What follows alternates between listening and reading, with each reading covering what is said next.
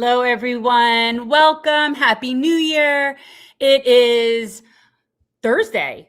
It is Thursday, but it is January 1st. It is time for revolutionary change. I'm Jen Perelman. I'm Peter Hager, and guess what? It's not January 1st. It's January 2nd right now. Where Peter is. Peter is across the pond. I am across the pond, but you're not home either. Where are you right now? I am in Valdosta, Georgia, in a hotel room in Valdosta. So we've both made some very interesting New Year's resolutions. I promised I would travel more, and you promised you would travel permanently. So it looks like it's actually happening. Well, I like both. I'm relocating, but I do like the idea of traveling more for sure. Absolutely. I'm going to make this very clear to each and every one of you that are here. This is a heavily suppressed channel. It is painfully obvious what they've been doing to us lately. In fact, one of our clips that we posted earlier today has over 500 likes and only about 2,000 views. So if you know how this works, it's pretty obvious that they don't really like us very much. So if you could do us all a big solid if you are here, smash that like button. Make sure you're subscribed. Make sure that you share the stream. And since this is a new year, let's strive to grow this channel into something that even the algorithm can't stop. I don't know if that's possible, but we're going to do our very best. And if I don't know. Well, that always helps. So why don't you share a little bit about your New Year's first, and then I'll share mine. My New Year, my New Year's is just like any other day. I am, I want to say like Happy New Year's to those who celebrate New Year's. That's how I feel. Well, okay. So, the calendar used to be on the 13-month cycle, and then a whole bunch of guys got together and decided we're going to do a 12-month cycle. We're going to start in January, which was never meant to be the beginning of the year. And so, yeah, it's all kinds of, just another man-made holiday. December 31st is New Year's Eve. That's when it all starts. That's because that's when we say it all starts. Well, I'm in Dublin as well, so it is very nice to hear from you, All Topics Money. And since we are in what happens to be one of the nations that I call home, I have a few, but this one I am the most proud of. I finally made it across the Atlantic, and of course I am in Dublin, Ireland as we speak. It is midnight, but I'm doing the best I can to not get completely discombobulated off of my time clock, if you will. Jet lag hit me a little bit yesterday, but probably not as much as I guess some people typically are accustomed to getting. And thankfully I did catch up on some sleep. Today, how'd you go to Belfast? Did you take a bus or a train? Train was fine. And I would say that obviously there is a primary motivator to go to Belfast. Obviously it is Northern Ireland. The thing that I noticed that was very distinct between Dublin and Belfast is that Belfast is cleaner. And one of the reasons I believe that is the case is because Northern Ireland, of course, is part of the United Kingdom. They are part of Brexit. And as a result, the pound is more valuable, obviously having the benefit of England overall as a support valve, if you will, helps a lot. But I like both. I can That's say interesting that you found it cleaner. I didn't. I found Dublin nicer and cleaner than Belfast. I thought, and the other thing about Belfast, but you were just there for like a day, right? Correct. Yeah. So I spent a couple of nights there, and it's very difficult to find food there after 8 o'clock at night, and all you can get is drinks. Yes. So Belfast, especially on New Year's Day. I mean, look, I found some information that was given to me very interesting. I had a great Uber driver, if you will. It's not Uber, but it's, whatever the technical term would be for a taxi. When I was heading back from the Titanic Museum, when I went to get food, I was informed about Queen's University of Belfast. I would say that if there's anything that closely resembles what supposedly the Harry Potter setup would look like, this sort of medieval Gothic designed university, which of course you don't find in the States. Well, that's strike one for Jen. I know, it's so hard. I'm like, if you saw this contraption, it's like a Rube Goldberg. Well, you'll survive. But what I will say is that I like being here. I like the people. I like the environment. It's very comforting in a lot of ways. Whoever's talking about haggis, Peter is in Ireland, not Scotland. So Correct. I don't know why somebody's bringing up haggis. I will say this though, the seafood here is. Let me take it another step. The food in this country is exceptionally better than what you get in the States for a variety of reasons. Have you had fish and chips yet with mushy peas? No, I don't eat the fried stuff. But with the stuff first of all, you got to try the mushy peas.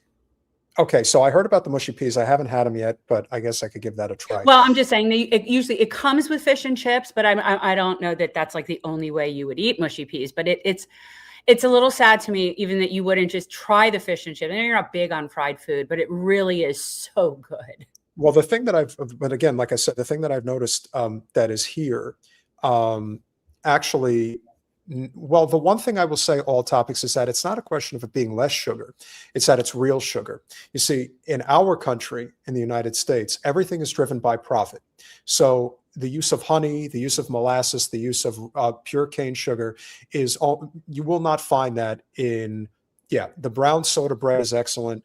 And there's also something, can't hear you, Jen. You're on, something's wrong with your audio. No, I wasn't interrupting you. I was just saying okay, it's the best. Yeah. And then I would also say, with everything being driven by money, the biggest issue that we face in the States is that everything has high fructose corn syrup. And the reason that it's used is because it's cheap. It's a cheap alternative to sugarcane. It's a cheap alternative to honey, anything that has a natural sweetener to it. Whereas here, you do not have that. That does not exist in the UK, and it probably doesn't exist in most places. I will say that it's becoming very evident that whenever I am amongst my Irish brethren, the accent just seems to form very easily, whether it's Tony, who's very proud of the Irish Republic, or somebody from Northern Ireland like Jay, who was a great tour guide when I was going around Belfast. Here's my big takeaway from today. Please tell me you didn't do your accent to him, did you? I did. You did, didn't you? I did where I felt it was appropriate, and I feel that I have a fairly decent handle on it, but I can't do it, nonstop. I mean, I'm not from. Okay, well, I'm going to need you to try Galway, the Galway accent at some point. You need to hear the difference, but yeah. I have to go across the country literally to do that. I don't have the time to do that. But what I did have the time to do was go to the Titanic Museum, which, if anybody is able to get to Ireland, I highly recommend you check it out. It is very historic. I've pulled. Claire lives in Cork.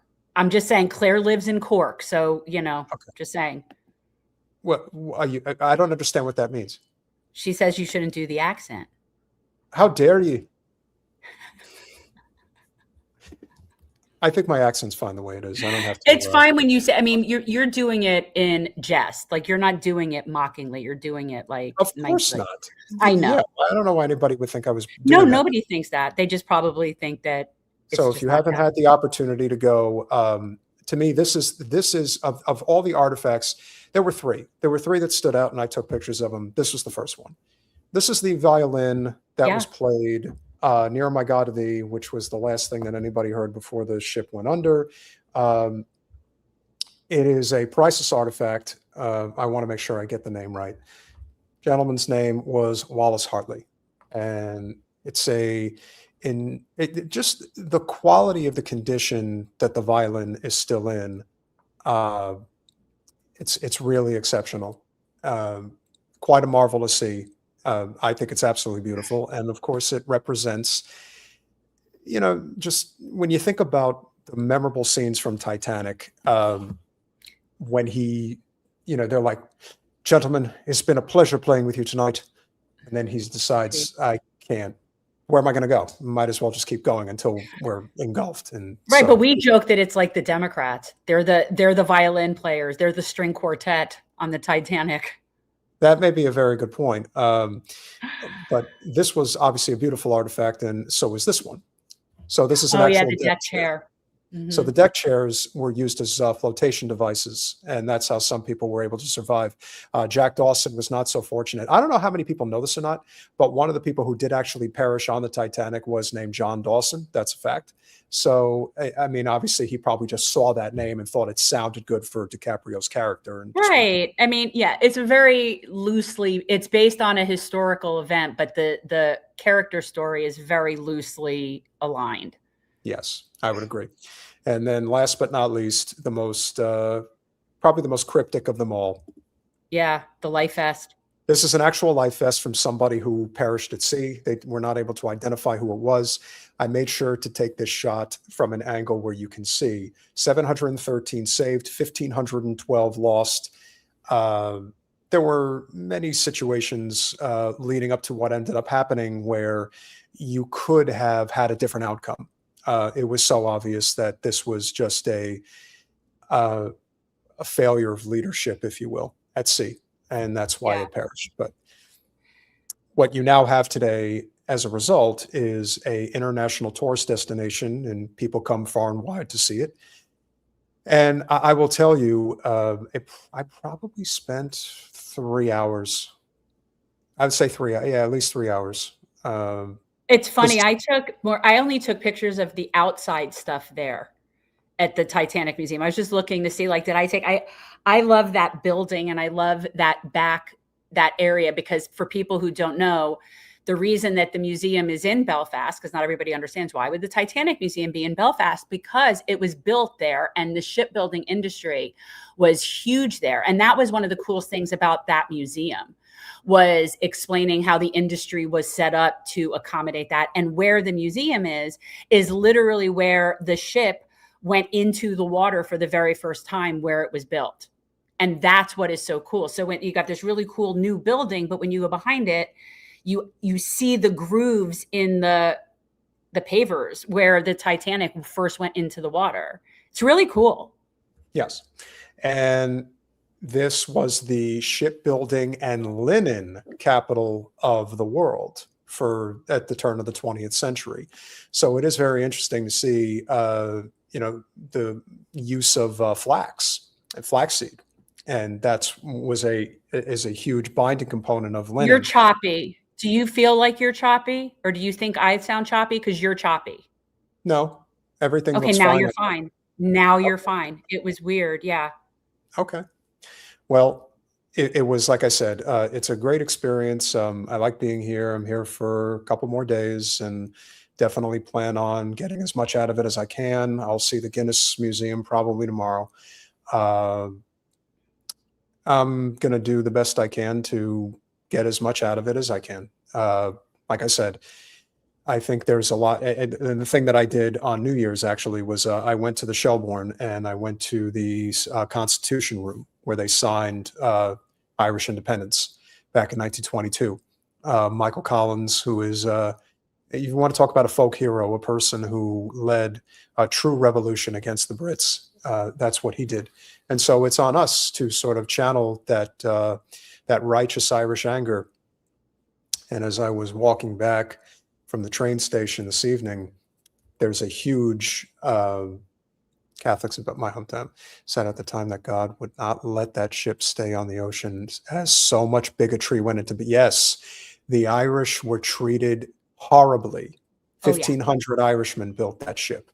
And they were— How many people died making that ship? Oh, yes, absolutely. The work conditions in Belfast were absolutely nightmarish, to say the least. And, you think about the very famous photograph from like 1928, 1929, when the Empire State Building was being built, and you had the workers out on the steel beams eating lunch with no harnesses, nothing. Like at any moment, they could just tip over and die.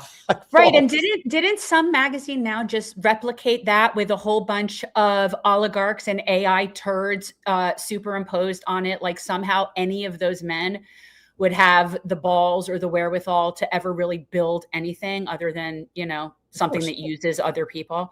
I just wanted to say that one of the coolest things to me about that museum, it wasn't so much the story of the Titanic sinking, because I feel like we all kind of know that. It was really much more the building of it and the whole industry.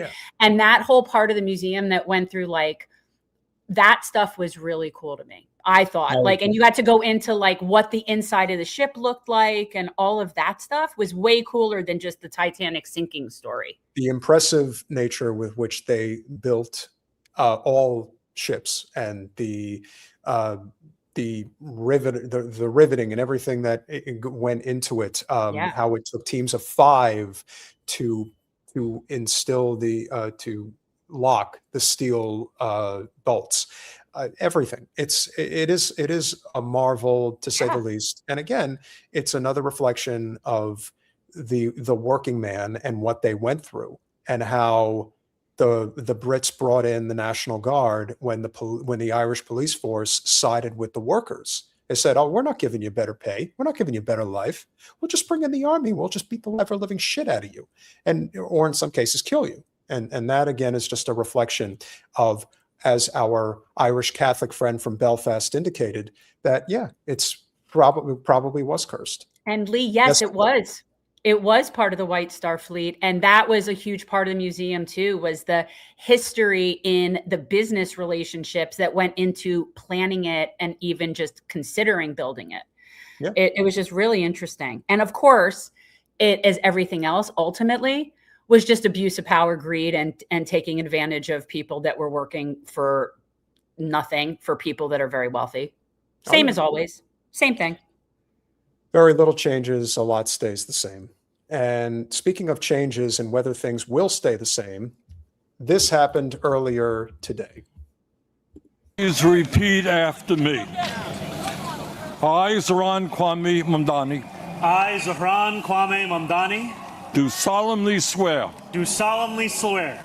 That I will support the Constitution of the United States. That I will support the Constitution of the United States. The Constitution of the State of New York. The Constitution of the State of New York. And the Charter of the City of New York. And the Charter. You can see how gleeful he is when he says that, because this man, well, as you probably all remember, he is from Brooklyn, New York, and that is why he is saying that. But you can see that he's like a very proud papa right now. He gives off and I'm willing to grant Bernie that. Alex is annoying as shit with her hovering all over Zohran. It's annoying. The fact that she's standing like right in line with the camera, that's not a mistake. Of course not. Yeah. And look at how she's standing, and look at how the governor is standing. First of all, the governor is so pitiful, to say the least. I mean, what can you say about Hochul other than the fact that she happens to be elected as mayor or governor in a super blue state? That's the only thing she has going for her. She's just a non-entity to me. Like, I don't think of her one way or the other. She doesn't matter. Charter of the City of New York. And that I will faithfully discharge the duties. And that I will faithfully discharge the duties. Of the office of the Mayor of the City of New York. Of the office of the Mayor of the City of New York. According to the best of my ability. According to the best of my ability. So help me God. So help me God. Did you see that, everybody? Did you see that? Believe it or not, Muslims actually believe in God, very much so. Same God. Same God. Like, that's what's so fascinating. All the people that are so freaking out about the Muslim in New York, same God, different Bible, same God. I want to make this very clear. Yeah. I want to make this very clear to everybody. And I see what everybody's saying in the chat. Here's the bottom line. He's the mayor now. And now a lot of pressure is going on his back. A lot. So we'll see what he's capable of doing. Yeah. Maybe he falls flat on his face. Maybe he gets some stuff done. Maybe it's a little love. Muslims totally revere Jesus and the Virgin Mary. Yeah. So I think it is incumbent upon all of us to give him a grace period. Not much, maybe a few months, but let's see what he can do. Because he clearly has a mandate and he's clearly got people behind him. So let's see if he uses it for anything that's worth writing home about. Now he's in charge. Everything that happened before doesn't mean anything. Now he sits in the governor's mansion and he sits at the head of City Hall. The Gracie Hall. Mansion. Gracie Mansion and City Hall. So Right. we'll No, you see. said the governor's mansion.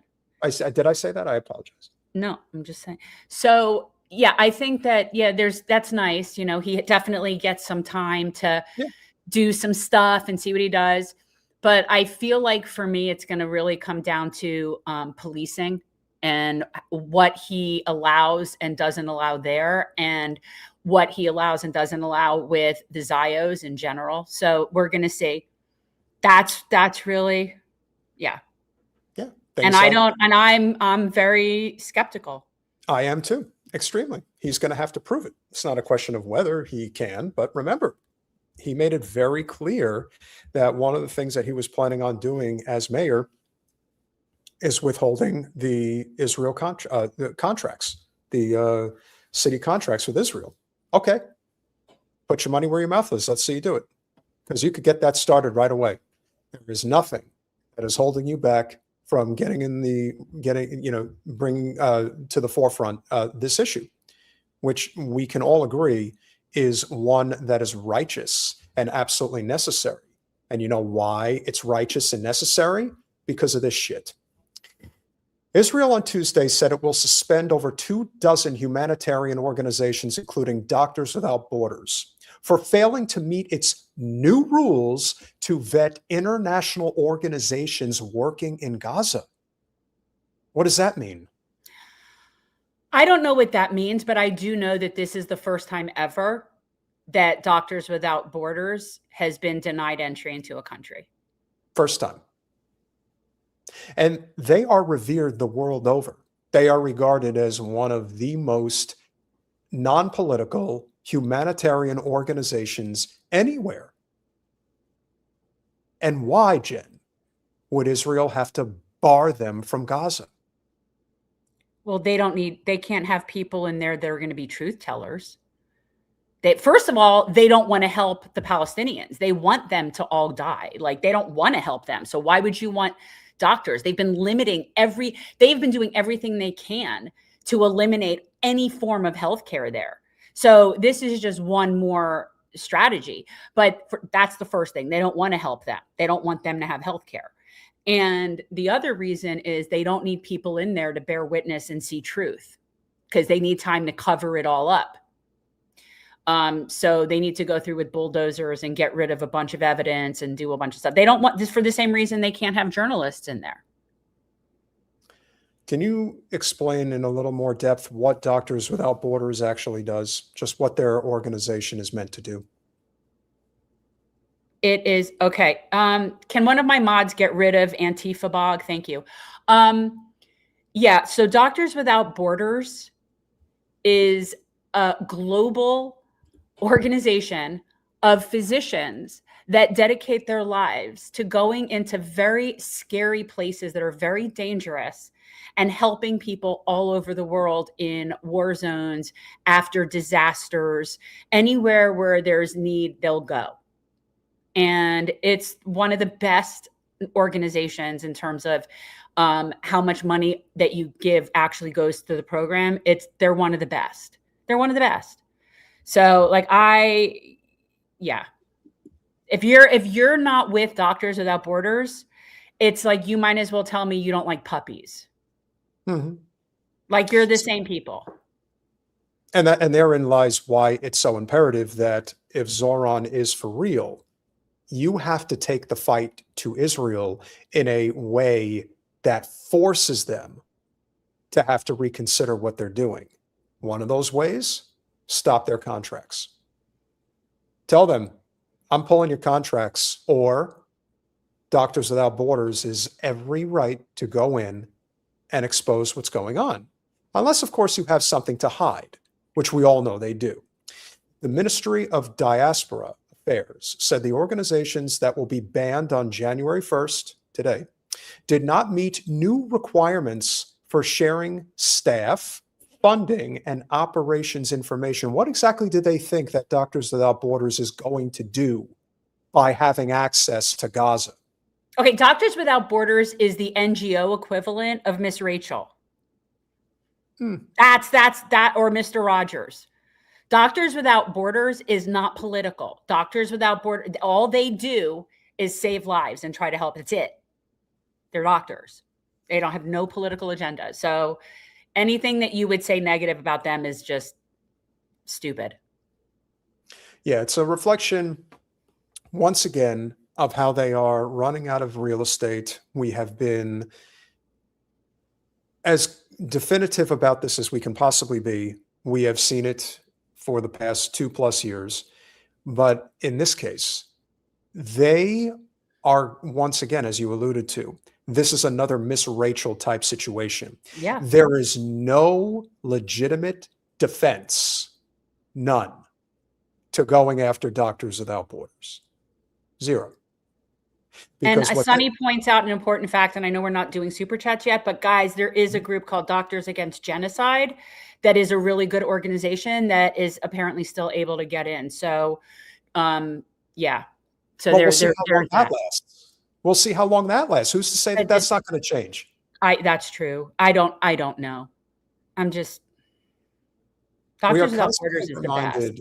Yes, and we are constantly reminded that it was always going to get worse before it got better, and the night is always going to be darkest before the dawn. But this is one of those situations where you cannot sweep this under the rug. There's a lot of things that they have been successfully able to do with endless amounts of money, with endless amounts of infrastructure. They have been able to get away with this at an unconscionable level because, as we've pointed out time and again, the only reason the Israelis are able to do this is because of the amount of money and power that they have at their disposal. When you have that, you can shut a lot of people up, especially people that are desperate. So if you go to the heart of this problem and say, well, we're just going to pay him off, what else? What else could you possibly expect? Now, naturally, they are going to respond as they have. And we know that this is just another layer in a much bigger problem. And when we think about the people that we have supported in the year 2025, when I think about on the domestic side, we talk about Miss Rachel, we talk about a friend in Medea Benjamin, the people that have fought on the front lines of these issues, including our friend who just popped up in the chat, Anthony Aguilar. But if there is somebody on the international level that has withstood every single barb and arrow that has been thrown in her direction, it is Francesca Albanese. And I wonder, how much more does she have in her? How much more intestinal fortitude is she willing to fight with in lieu of everything the Zio state is doing to ruin her life? And cutting off her credit cards, cutting off her ability to make money, cutting off her ability to get health care. It's overkill. But that's what happens when you expose the truth, is it not? So they're trying to keep her book from coming out, right? That's what they're trying to do, is make it so that she can't launch her book. Yeah. So for those who are not familiar, and this is new, Francesca is on the precipice of releasing a book that is new, and it's called, let me see, the book title is, why am I not getting this? Okay. All right, Tina Day, we can talk about that at some point. Sorry, I thought you were taking a second to look something up. She wants us to look up the whole James Trafficking thing, which is kind of interesting. So when the world sleeps, stories, words, and wounds of Palestine. So that is her book. And it appears that they really do not want this coming out. Now, why would they not want this to come out, Jen? Well, for the same reason that they don't want doctors and journalists to go in. It's facts, it's information. So for the same reason, Larry Ellison is playing whack-a-mole with buying up all the media, because they're trying to plug as many holes as possible. They're losing the narrative. They know they're losing the narrative. And they're like closing ranks, and they're just coming down all over the place. But they're ultimately going to lose. I agree. It's unfortunate that there's going to be so much collateral damage, and especially for people like Francesca, who should be winning things like the Nobel Peace Prize if it meant anything. Well, if there's one thing that we learned in the year 2025, it's that The Nobel Peace Prize doesn't mean jack shit. Oh, In nothing. fact, it's not something that you actually want. We But- learned that when Kissinger won it, though, didn't we? Yeah. Like we knew that then. Yeah. We certainly know a lot more now, that's for sure. Prominent Jewish civil rights, prominent Jewish civil rights group demands Amazon block payments tied to Francesca Albanese's anti-Israel book. And is this that what's her name? Leora Rez group? A prominent civil rights. Oh my God, this guy. Hey, he can fly with those bad boys. He could definitely take flight with those babies. A prominent Jewish civil rights group has warned Amazon that selling a forthcoming book by a U.S. sanctioned UN official could violate federal sanctions law and has urged the company to halt related transactions. Mark Goldfeder, head of the National Jewish Advocacy Center, said on X that his organization notified the retail giant that Francesca Albanese, an Italian human rights lawyer, is barred from receiving payments for other economic benefits. This guy. Look at this guy. Oh my. Oh, it's part of me would like punch him, but part of me feels like bless his heart. You know what I mean? Listen, look at this guy. It's bad enough that he is a very nebbish-looking Jewish man. You add in ears that an eagle would envy if he was able to fly. That's really unfortunate. Or It's he's so a dumbo. unfortunate. Yeah, you get stuck with that. You can imagine what type of internal anger that he has built up over the years, and now feels that he's going to have to inflict that anger upon so many others and make them feel his pain. But what what he looks like? A young Ben Stein to me. When if you age this guy, but if you when- age this guy like 30, 40 years, he'd look like Ben Stein to me, I think. The other thing that you have to remember about this, which is very important, Pee Wee Stein. Oh, good God. Paul Rubens was Jewish. Remember that. Albanese is the UN Special Rapporteur on the Palestinian territories who sparked a furor after accusing Israel of genocide. Remember, this is the New York Post. Apartheid and settler colonialism. In UN reports and public statements, claims that Israel and the US have rejected as false and anti-Semitic. Here's the thing. This is the National Jewish Advocacy Center. Here's what you have to remember about these organizations. Damn you people with all these freaking ads. Don't say that. We need people to watch ads. No. I'm talking about on this channel. Doesn't matter on any channel. There are so many of these organizations that pop up all over the place. They are not, just a one-off type situation. Of course not. No. You have Stop Anti-Semitism, which is its own NGO. AIPAC, which is its own NGO. You have the DMFI, Democratic Majority for Israel, is its own. Kufi. Kufi. It's everywhere, guys. It's not just one. No. Everyone thinks, if we just dealt properly with AIPAC, that is going to solve the problem. It's not. Kathy, that's a very good question. If somebody in the chat wouldn't mind looking up, I'm sure you guys are probably much better with the internet than I am, but look up and see if there is a way for those of us to get that, or what way we can get that, because obviously that's the way to do this, is everybody needs to be buying that book.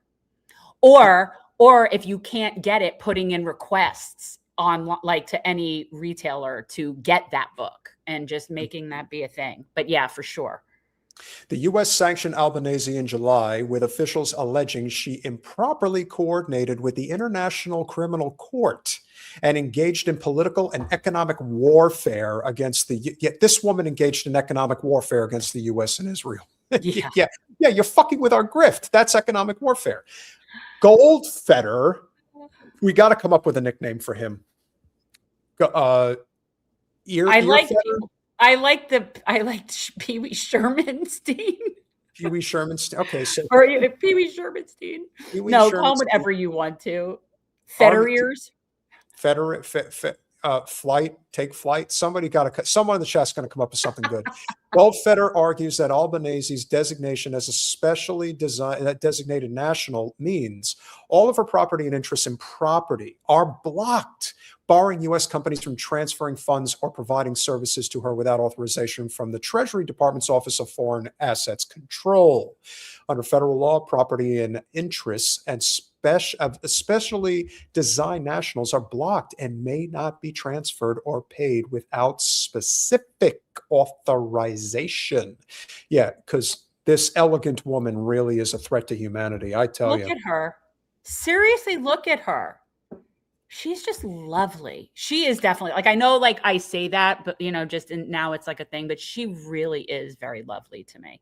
When the world sleeps, stories, words, and wounds of Palestine. If you are planning on a New Year's resolution to spend a few bucks, besides contributing to revolutionary change, please consider getting a copy of this book.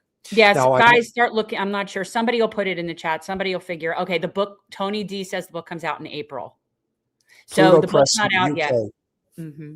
Pluto Crest. But to be honest, guys, if you're going to buy a book online, the last place you want to buy it is Amazon. Yeah, pay for the shipping. It's like if you are capable of getting a book and the only way to get it is to order it, just pay for the shipping or wait till it comes to the library. Oh, there's a copy right there. Good, guys. Yeah, we definitely, and I will too. As soon as we're done tonight, I will too. But yeah, so if they get if the pre-orders for this book are like one of those things that goes crazy and breaks the internet or whatever, they're going to just look more and more ridiculous. And then Amazon, because at the end of the day, Bezos is just a whore. So if that's what people want, they'll sell it. Anybody who is going to rain terror on the rest of the world and is a provocateur of genocide is going to hear my wrath. And honestly, we only do it for really mean people. Yeah. People that are inhumane, they deserve it. And Lone Wolf. It adds a little fun. Yeah. And Lone Wolf, if you have big ears, I'm sorry, buddy. We wouldn't make fun of you for having big ears because you're not a Zio scumbag like Mr. Shermanstein, even though I know that's not his name, unless maybe you are. Who knows? Point being, this is a book worth reading. In his legal notice to Amazon and other distributors, Goldfeder warned that the company's platform promotes and sells Miss Albanese's publications, directly enhancing her revenue and conferring a financial benefit, which he said falls outside protections for informational materials and could expose a retailer to civil penalties under U.S. sanctions law. Goldfeder rejected allegations of censorship, saying the issue is not the book's content, but whether U.S. companies may legally conduct business with a sanctioned individual. Guess what? Well, it's about the contents of the book. I think that's a very good point, though. Like, why would we want to cavort and affiliate with sanctioned individuals? But how come we're okay with cavorting with people that are wanted by the International Criminal Court for war crimes and crimes against humanity and would be arrested if we were a party to the Rome Statute, which we're not because, well, we're us. We don't have to have agreements and we don't follow them anyway. But so I think, like, for me personally, I'm more concerned with the people cavorting with war criminals than I'm concerned about the people cavorting with people under U.S. sanctions. People under U.S. sanctions, countries under U.S. sanctions, they are there because they're interfering with capital. That's why they're there. It has nothing to do with any sort of morality or that these are scary people or anything like that. It has to do with their interfering. If there is a lesson to be learned here in terms of what's coming in the year 2026 as things start to ramp up and the midterms start to take shape, there is going to be an even greater concerted effort to silence as many dissenters against the Zio state as possible. And that is our job, much as it was our job to bring attention to what happened to Breonna Joy Gray. The same is going to be true for all of these stories. We are using our channel as a vessel to create change, not as a money-making machine. And I implore people that have these channels that make money and have the ability to go to places like Ireland. And if you are not using your platform to share with people how when you come to a country like this, what you realize is that in the US, we're just a bunch of suckers. We're willing to put up with shit that nobody else would ever put up with. No.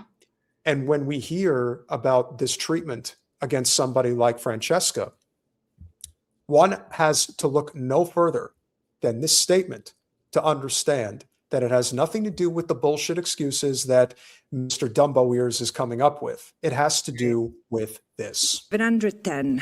This is the number of days of absolute horror that the people in Gaza have endured. 65,000 is the number of Palestinians ascertained killed, including of which 75% are women and children.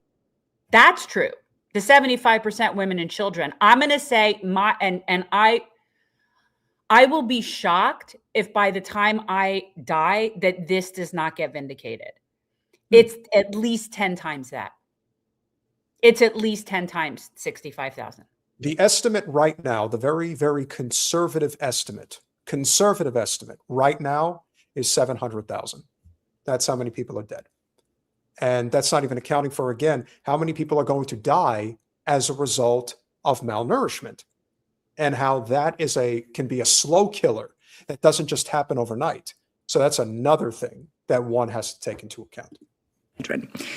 In fact, we shall start thinking of 680,000 because this is the number that some scholars and scientists claim being the real death toll in Gaza. And it would be hard to be able to prove or disprove this number, especially if investigators and others remained banned from entering the occupied Palestinian territory, and particularly the Gaza Strip. But if this number is confirmed, 380,000 of these are infants under 5. I would say that that's a pretty big deal. And this is why she's being sanctioned. Of course. It's also a reason why it is imperative that we use our platform to continue to cover this. Think of it this way. How else is Francesca able to make a living? She isn't. I don't know. And that's a good question. And people in the chat were sort of also talking about that. It's like, even if they were to set up a GoFundMe, she can't get the money. Like, that's the problem with what they're doing to her, is they're making it really, and again, she's being punished for literally doing her job at the UN. Yeah. Fight for truth, justice, and the Palestinian way. Yeah, it's a problem. If you're enjoying the conversation so far, which we certainly hope that you are, please make sure that you've smashed that like button. Please make sure you are subscribed. Please share the stream, and please consider going over for the first time in the new year to patreon.com/revolutionary change for as little as $5 a month. You can become a supporter of our small but mighty and growing channel as we close in on 104,000 subscribers, despite the fact that they are doing everything in their capacity to shut us up. And we know that that is going to continue to happen. Let's give a big shout out to our contributors so far this evening. Max Robespierre, thank you for becoming a Reason YouTube member. Really appreciate you, my friend. Jim Talib checking in with the $5 super sticker in the first of the new year. Thank you very much. Amy Joy with the $50 super chat. Thank you for your strong and unwavering stance on Palestine. One land for all to live in peace and equality. Free Palestine from oppression and slaughter. If you felt the like only way that happens is ending the ZIOs. We need them to go away. They have to go away. I agree. Libertarian Social Democrat, great to see you, sir. $1.99. I did an Uber Eats in Aventura and it was hell. Oh, yes. And I'm sure you didn't get a tip either. Actually, you probably did. They told you, I'm Yisrael Chai. Don't go to Aventura. I'm actually, for people who don't know, that's where I'm from, but it wasn't Aventura. It was unincorporated Dade County. And that's actually where I literally grew up and where I'm from. And it is not anywhere that I want to be anywhere near now. Gezin82 with the $10. Sunny FX, doctors against genocide can still work inside Gaza. Donate to them now while they can still build up with the doctors of Gaza. I agree. We have to do everything we can to bring as much attention to whoever is still allowed in there. And we know that they probably at this point, considering what happened to Doctors Without Borders, they are on borrowed time. Anthony Aguilar with the $9.99. MSF and other reputable aid organizations fail to meet new rules, but the new GHF, UG Worldwide, is being allowed into Gaza to run 15 new sites, directly hired in Kushner's Project Sunrise. Evil. Of course. There's always a catch. Why wouldn't there be? There is always something that they're not telling you. That's the truth.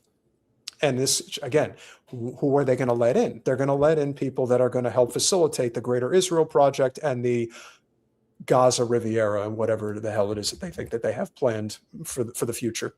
Sickening as it may be. But it definitely made it clear that they had a plan. They had a plan from the beginning. And that was where you saw Jared Kushner's face when, he's like, wait, you're not what was supposed to his say name? that. Who was that? Wickoff, right? Steve Wickoff was saying about the plan. You could see Jared Kushner's face like, oh my God, you're letting them know about our plan. We planned this out so carefully. You're never supposed to let the cat out of the bag. And in this case, they did. And what it proves, which again is something that you and I have felt from the very beginning, October 7th was a planned event. It wasn't something that happened by happenstance. It was allowed to happen. It was supposed to happen. And it provided them with the necessary cannon fodder that they wanted to facilitate what they're doing right now. Hence, the end of the Zio state. Patman67, appreciate you checking in from Scotland with the €8. No doctors or medical aid means more deaths. What is the rest of the world waiting for? Shame No, it's on pounds. all of them. It's Is pounds. that pounds? In Scotland, yes, yeah, remember? Yeah. Yes. In Ireland, where I am, it is euros. But the symbol is just a little different. That's how I can tell. The symbol is more like with the euro, it's like a C with two lines through it. Yeah. Correct. Yes. Well, we all make mistakes, including me. I admit I make mistakes. Just telling you because we don't want to confuse Scottish and Irish. We need to be very clear. Duly noted with the $10, a 2-minute YouTube vid titled Tony Dokapil. You don't just trust me, make me earn it. Looks like CIA damage control after Barry Weiss came aboard and before she was deemed captain of their sinking ship. Look, corporate media in itself is a dying enterprise. I think pretty much everybody at this point accepts that reality. And so they're going to go down in a hail of gunfire, if you will. Literally and figuratively. They don't have anything to stand on. So let Barry Weiss play the role of Trump and accelerate their demise into obscurity. They're going to have I'm telling you, I don't know what's going to happen, but I guarantee you at some point there's going to be some type of a massive walkout from CBS. They're just waiting for the right opportunity to see where they can go. That's what I think is going to happen. That's my guess. Uncommon Magic with the $2. It's also for sale in Canada at Indigo. So that, of course, is Francesca's book. So if you guys happen to be north of the border, please consider going to Indigo to purchase Francesca's book. Toronto Law with the $27.99 Canadian A. Thank you very, very much for your generosity. Really appreciate it. Yavaho with the becoming a YouTube member. Thank you very, very much. We really appreciate you being here. Or is it Java Joe? It might be. It may not be Yavaho. Java Joe. Maybe coffee. Yeah. Coffee. Yeah. So Java Joe, thank you very, very much. We really appreciate it. Unstableable dog with the I think it's unstable Mabel. Unstable Mabel Dog with the $10 with the $10 super sticker. Thank you very, very much.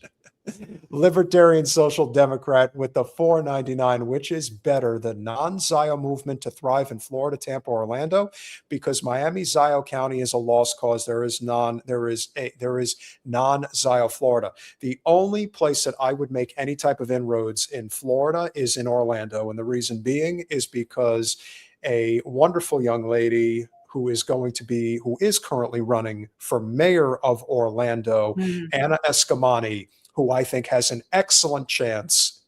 She is the best progressive state legislator in the state of Florida. Yeah. I think if you are able to get her, she would be the next Mamdani, if you will. So if you want to elect somebody who is going to help push back on the Zio state in Florida, Anna Eskamani for mayor of Orlando 2026. Pay very close attention to that race. No, I think it's 27 or 27. I think it might be 27. I think it's 27. I know it's when her term ends. It's when her term ends in the House. But never too early to get involved and lend a hand. No, I think it would be very similar to the vibe that you now are going to get in New York with Mamdani when you have somebody like Anna Eskamani running a city, like how the people will be treated and how, again, that's the biggest thing where difference can be made is just what's people's lives going to be like working for you. Great. 100%. I don't know how to say thank you enough for this one. Toronto law decided that it wasn't enough to do $27.99 Canadian May, probably because I said that. So he went the full Monty and is now $139.99 Canadian A. Talk about being a good arbiter of the law for truth and justice. Thank you very much. And Toronto is very Zio capital. Ooh. It's very Ziofied. It's very Ziofied. Yeah. So you're not alone, my friend. Thank you very, very much. And finally, Tony D, one of our OGs with the $2. Happy New Year, friendly Jen and Peter. Lovely show. Appreciate you being here, my friend. And of course, Hamburger, not to be outdone with the $5. This is the way. We agree. And we will continue to work our tail off to make that so.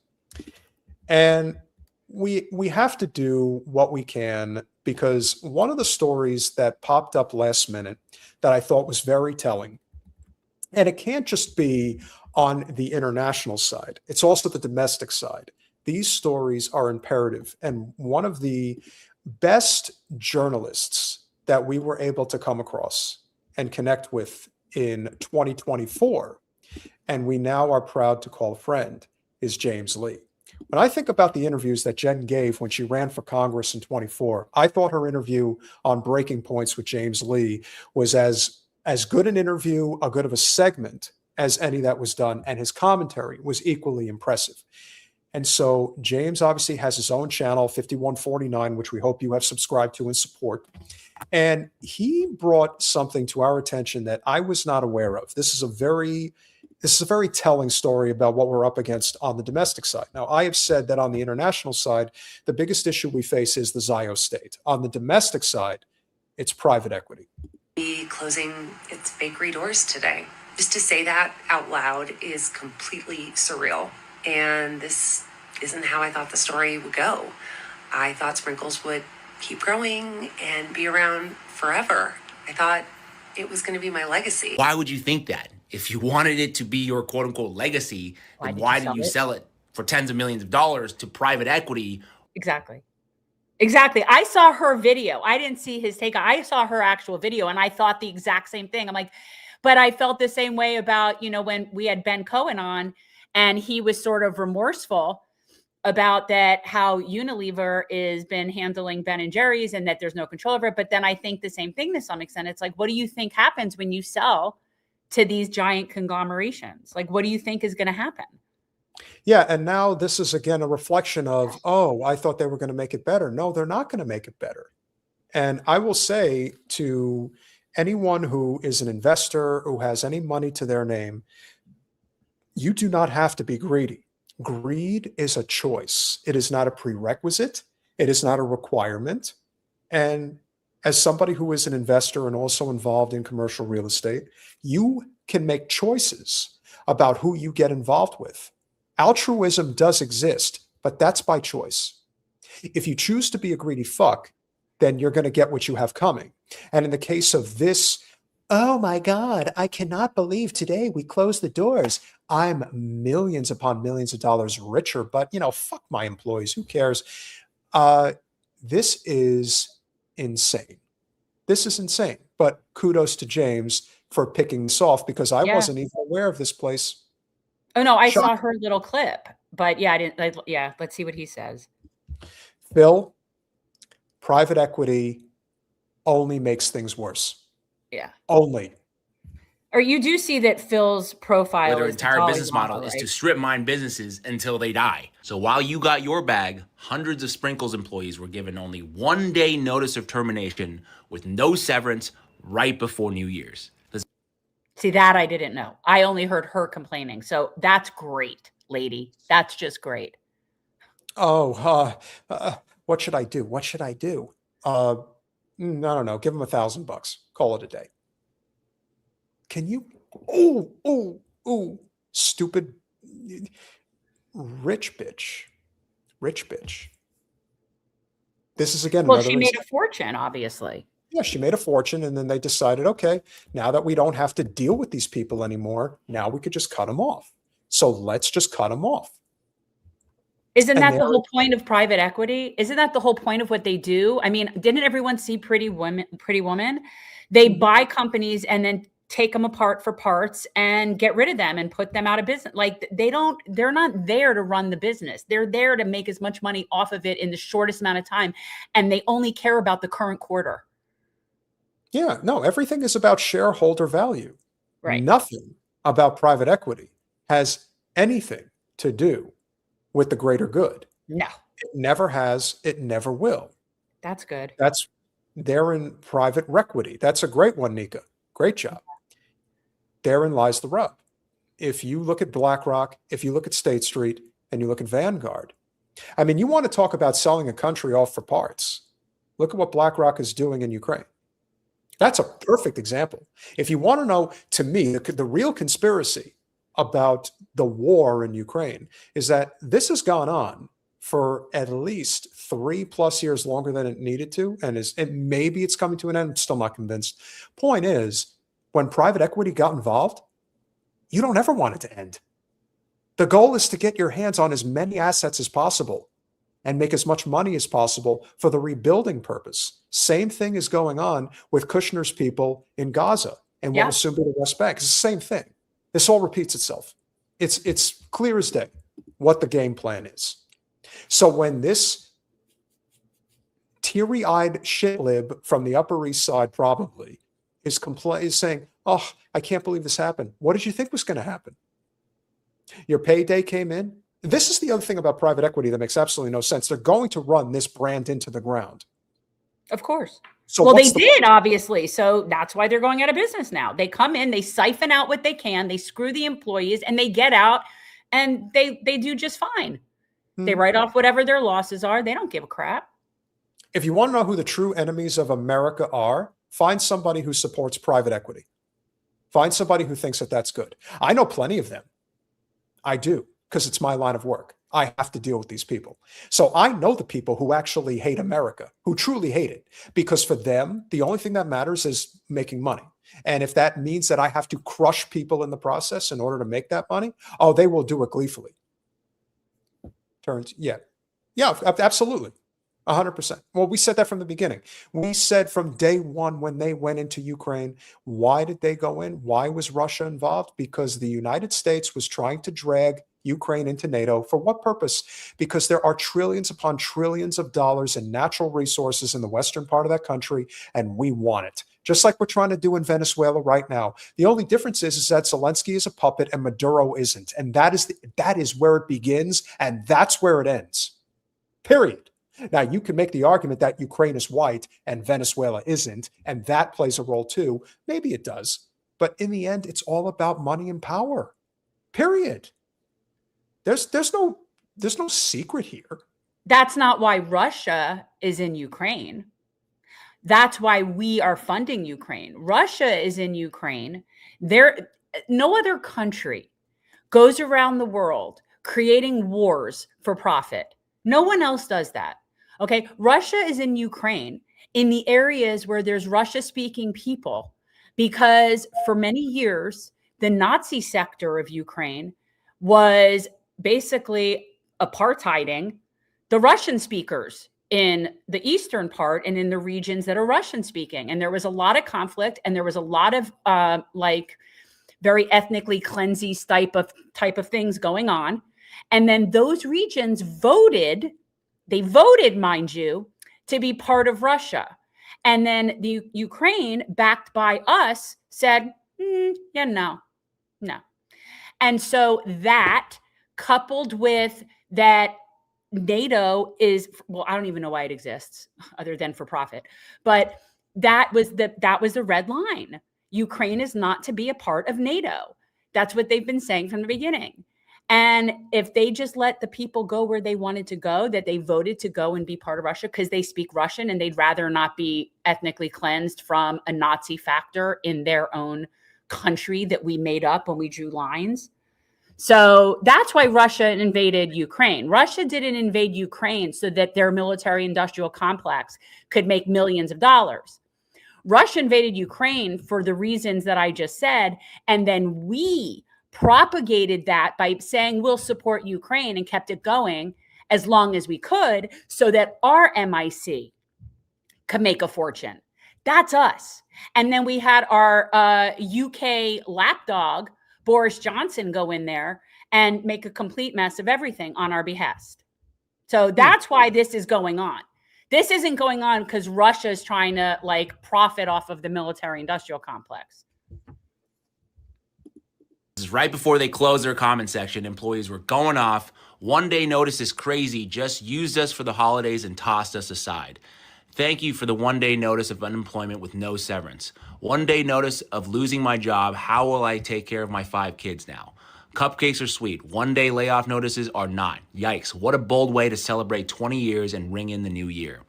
That wasn't very sprinkle standard of y'all to get rid of us and only give us 1 day notice. Now, the only way to stop this is to stop patroning businesses that are owned by private equity. This is a list compiled by the Private Equity Stakeholder Projects. It's a list of all the major businesses that are owned by private equity. I'm sure you'll recognize a lot of the names on here. A good place to start your research.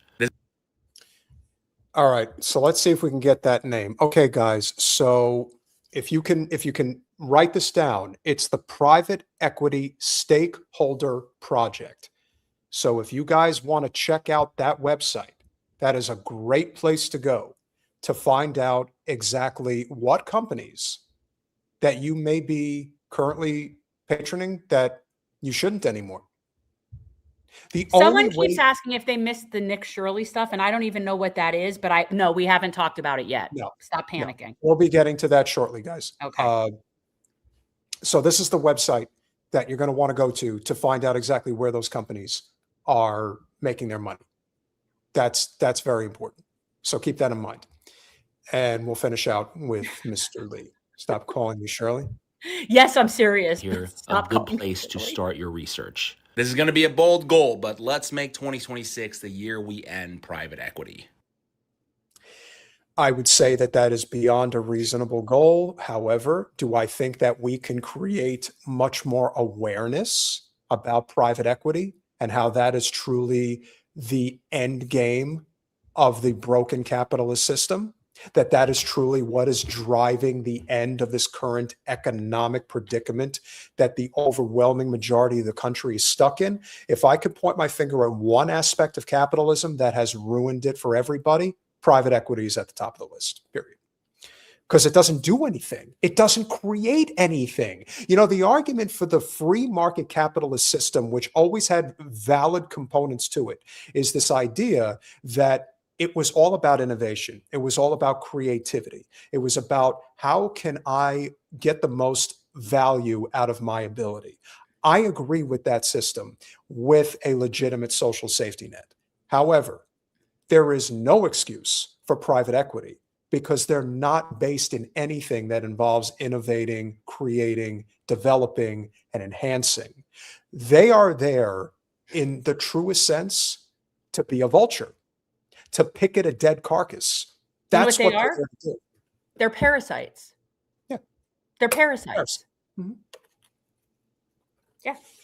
If there is a word that can best describe the parasitic nature of capitalism, which is what it is without any safety valves, private equity.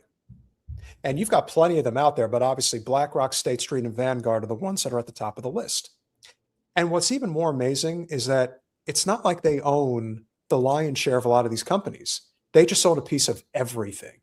And you know what they end up doing? They end up driving the market share, because what they'll end up doing is they'll end up buying an entire community of homes, and then they'll jack up the price and create a whole new market and screw everybody else in the process. Price people out of the ability to buy, screw people when they're trying to sell.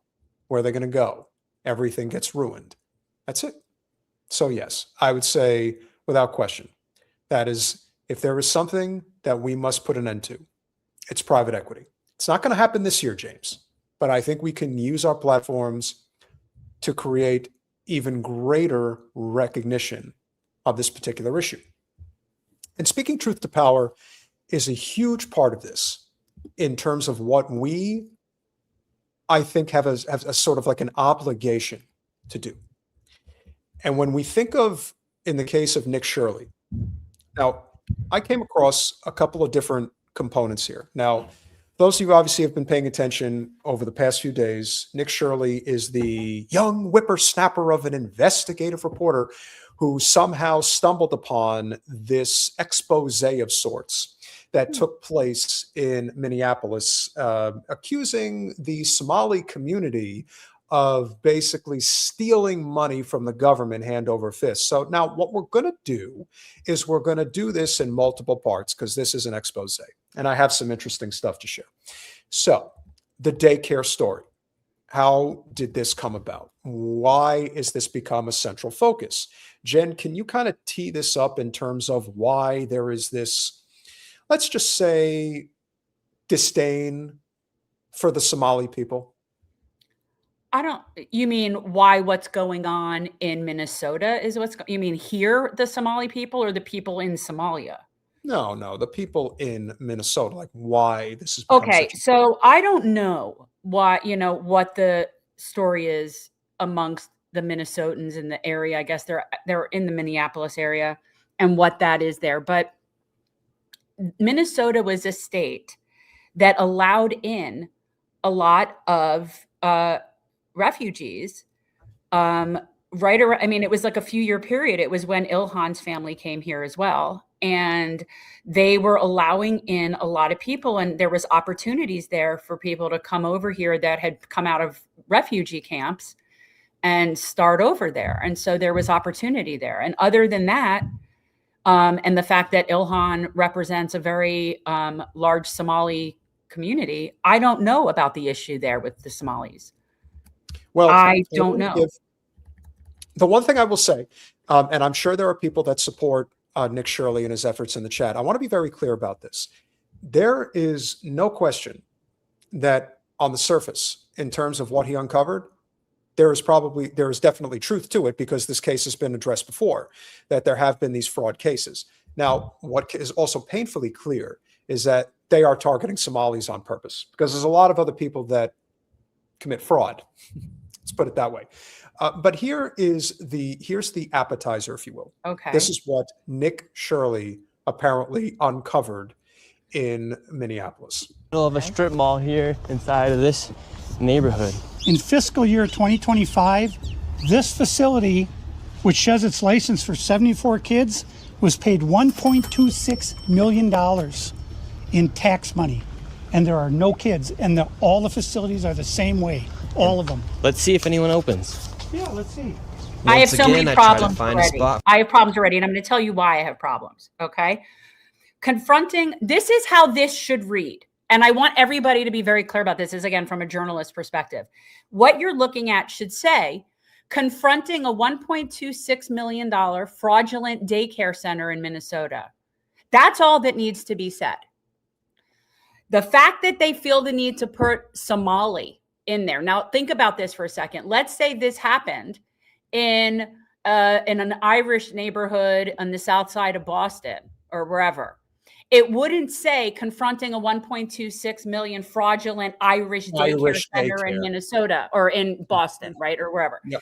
So that's a very purposeful thing. And I'm really wanting people to develop better media literacy. And this is one of those things. So why is that even relevant to the story in any way?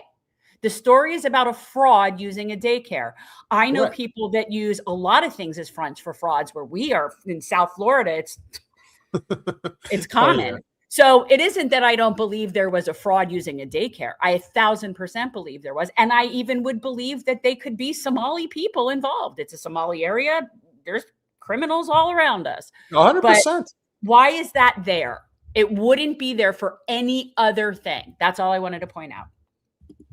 For my son Joey, and they would not open the door. I want to put my son Joey in daycare because I need. First of all, there is no excuse for lying. This kid is 23 years old saying, I want to put my son Joey in daycare. He doesn't have a son. And he looks ridiculous. Yeah, I mean, really, come on. Let's just be real. A spot to put my son Joey.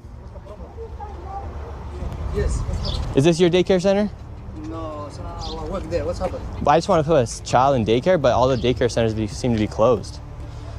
No one's opening the doors. Why does he have a cameraman following them around filming this? And by the way, I, as somebody who had 2 kids in different schools and daycares and stuff like that, you're not allowed to just walk in with a camera. That's not how that works.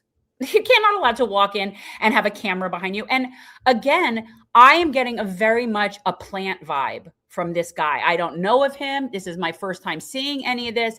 The way he's doing this, the way his dialogue is, all of it speaks that I don't know whether he, as someone in the chat said, he's a Fed. I don't know who he's working for or who's paying him to create this narrative, but it is not organic and it is very biased.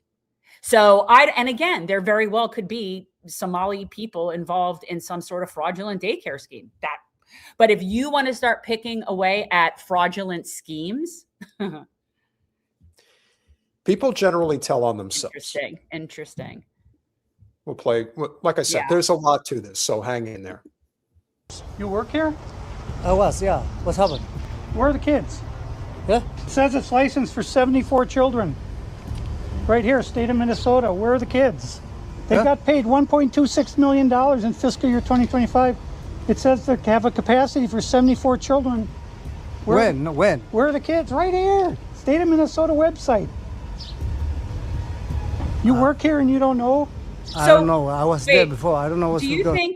Do you think they're going around to all daycare centers in the city with the fiscal budgets that were allocated to them and confronting them? Because I have a feeling it's just this one. And why is it just this one? It can't be because it's the only thing that's remotely suspect in all of Minnesota that you or that you wouldn't check. Well, this is the rub about this particular story so far, is that there has been fraud that has been caught. This isn't a new story. This is a story that has been going on for at least, I believe, since the pandemic. So this is something that traces back several years. I said from the very beginning, he's not wrong in that there has been fraud, but what is the purpose of this?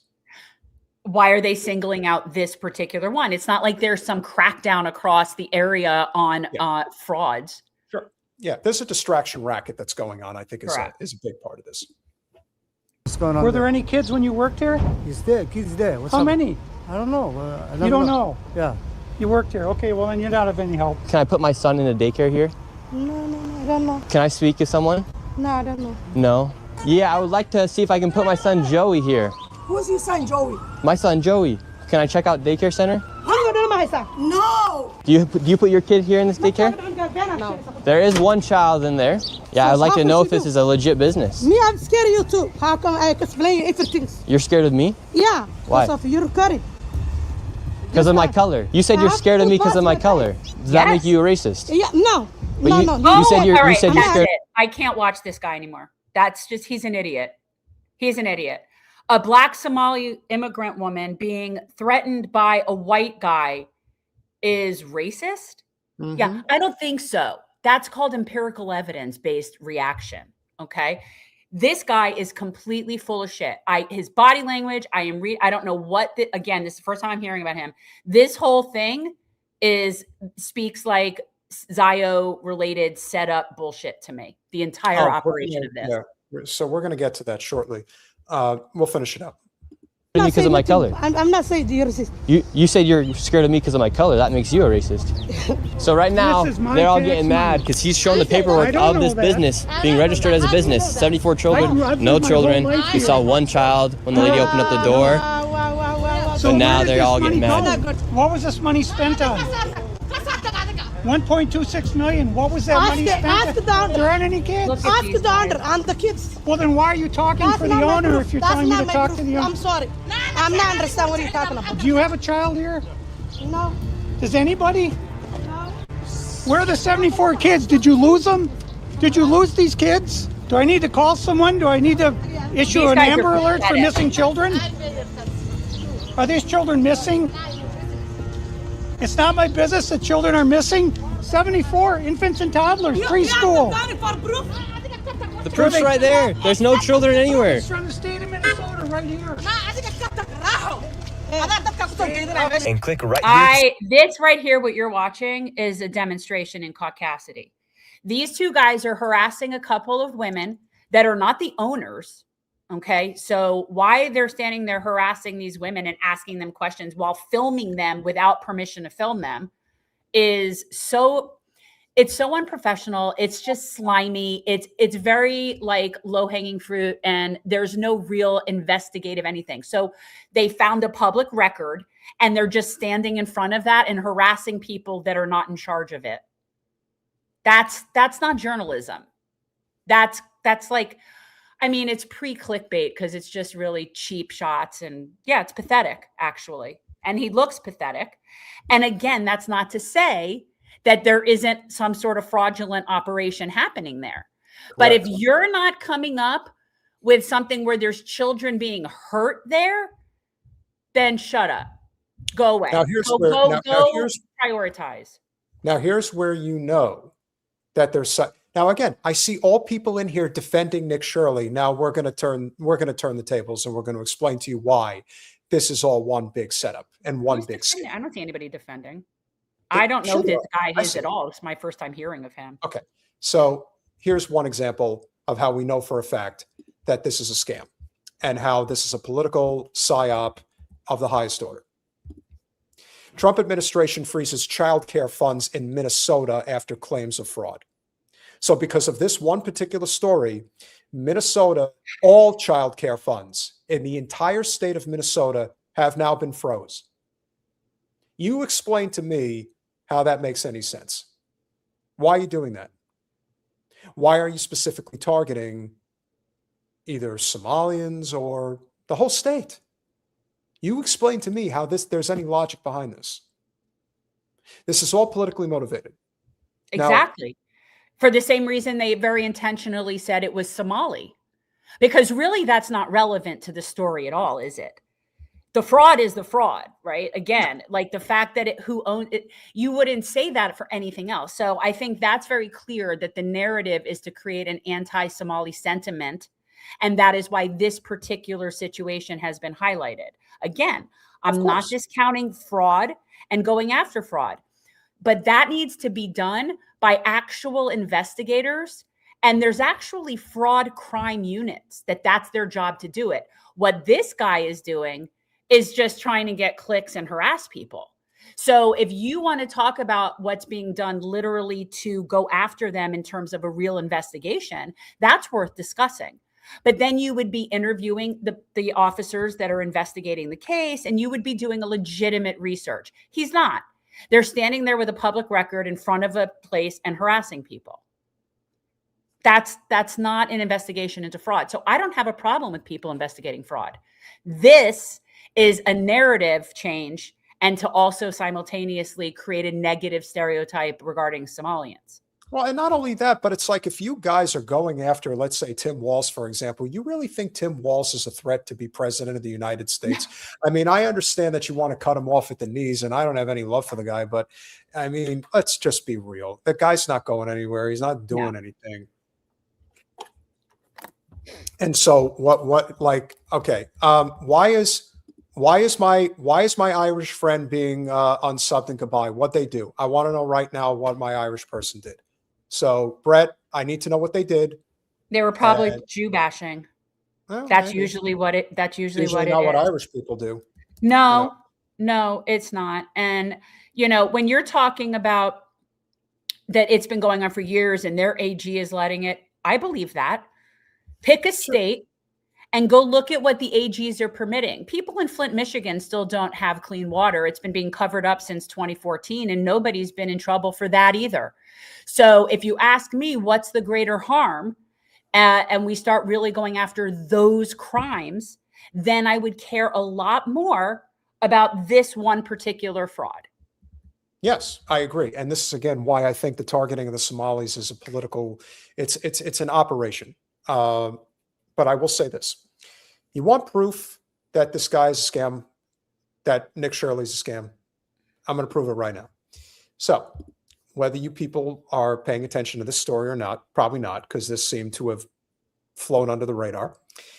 Base creator coin experiment meets resistance after Nick Shirley launch.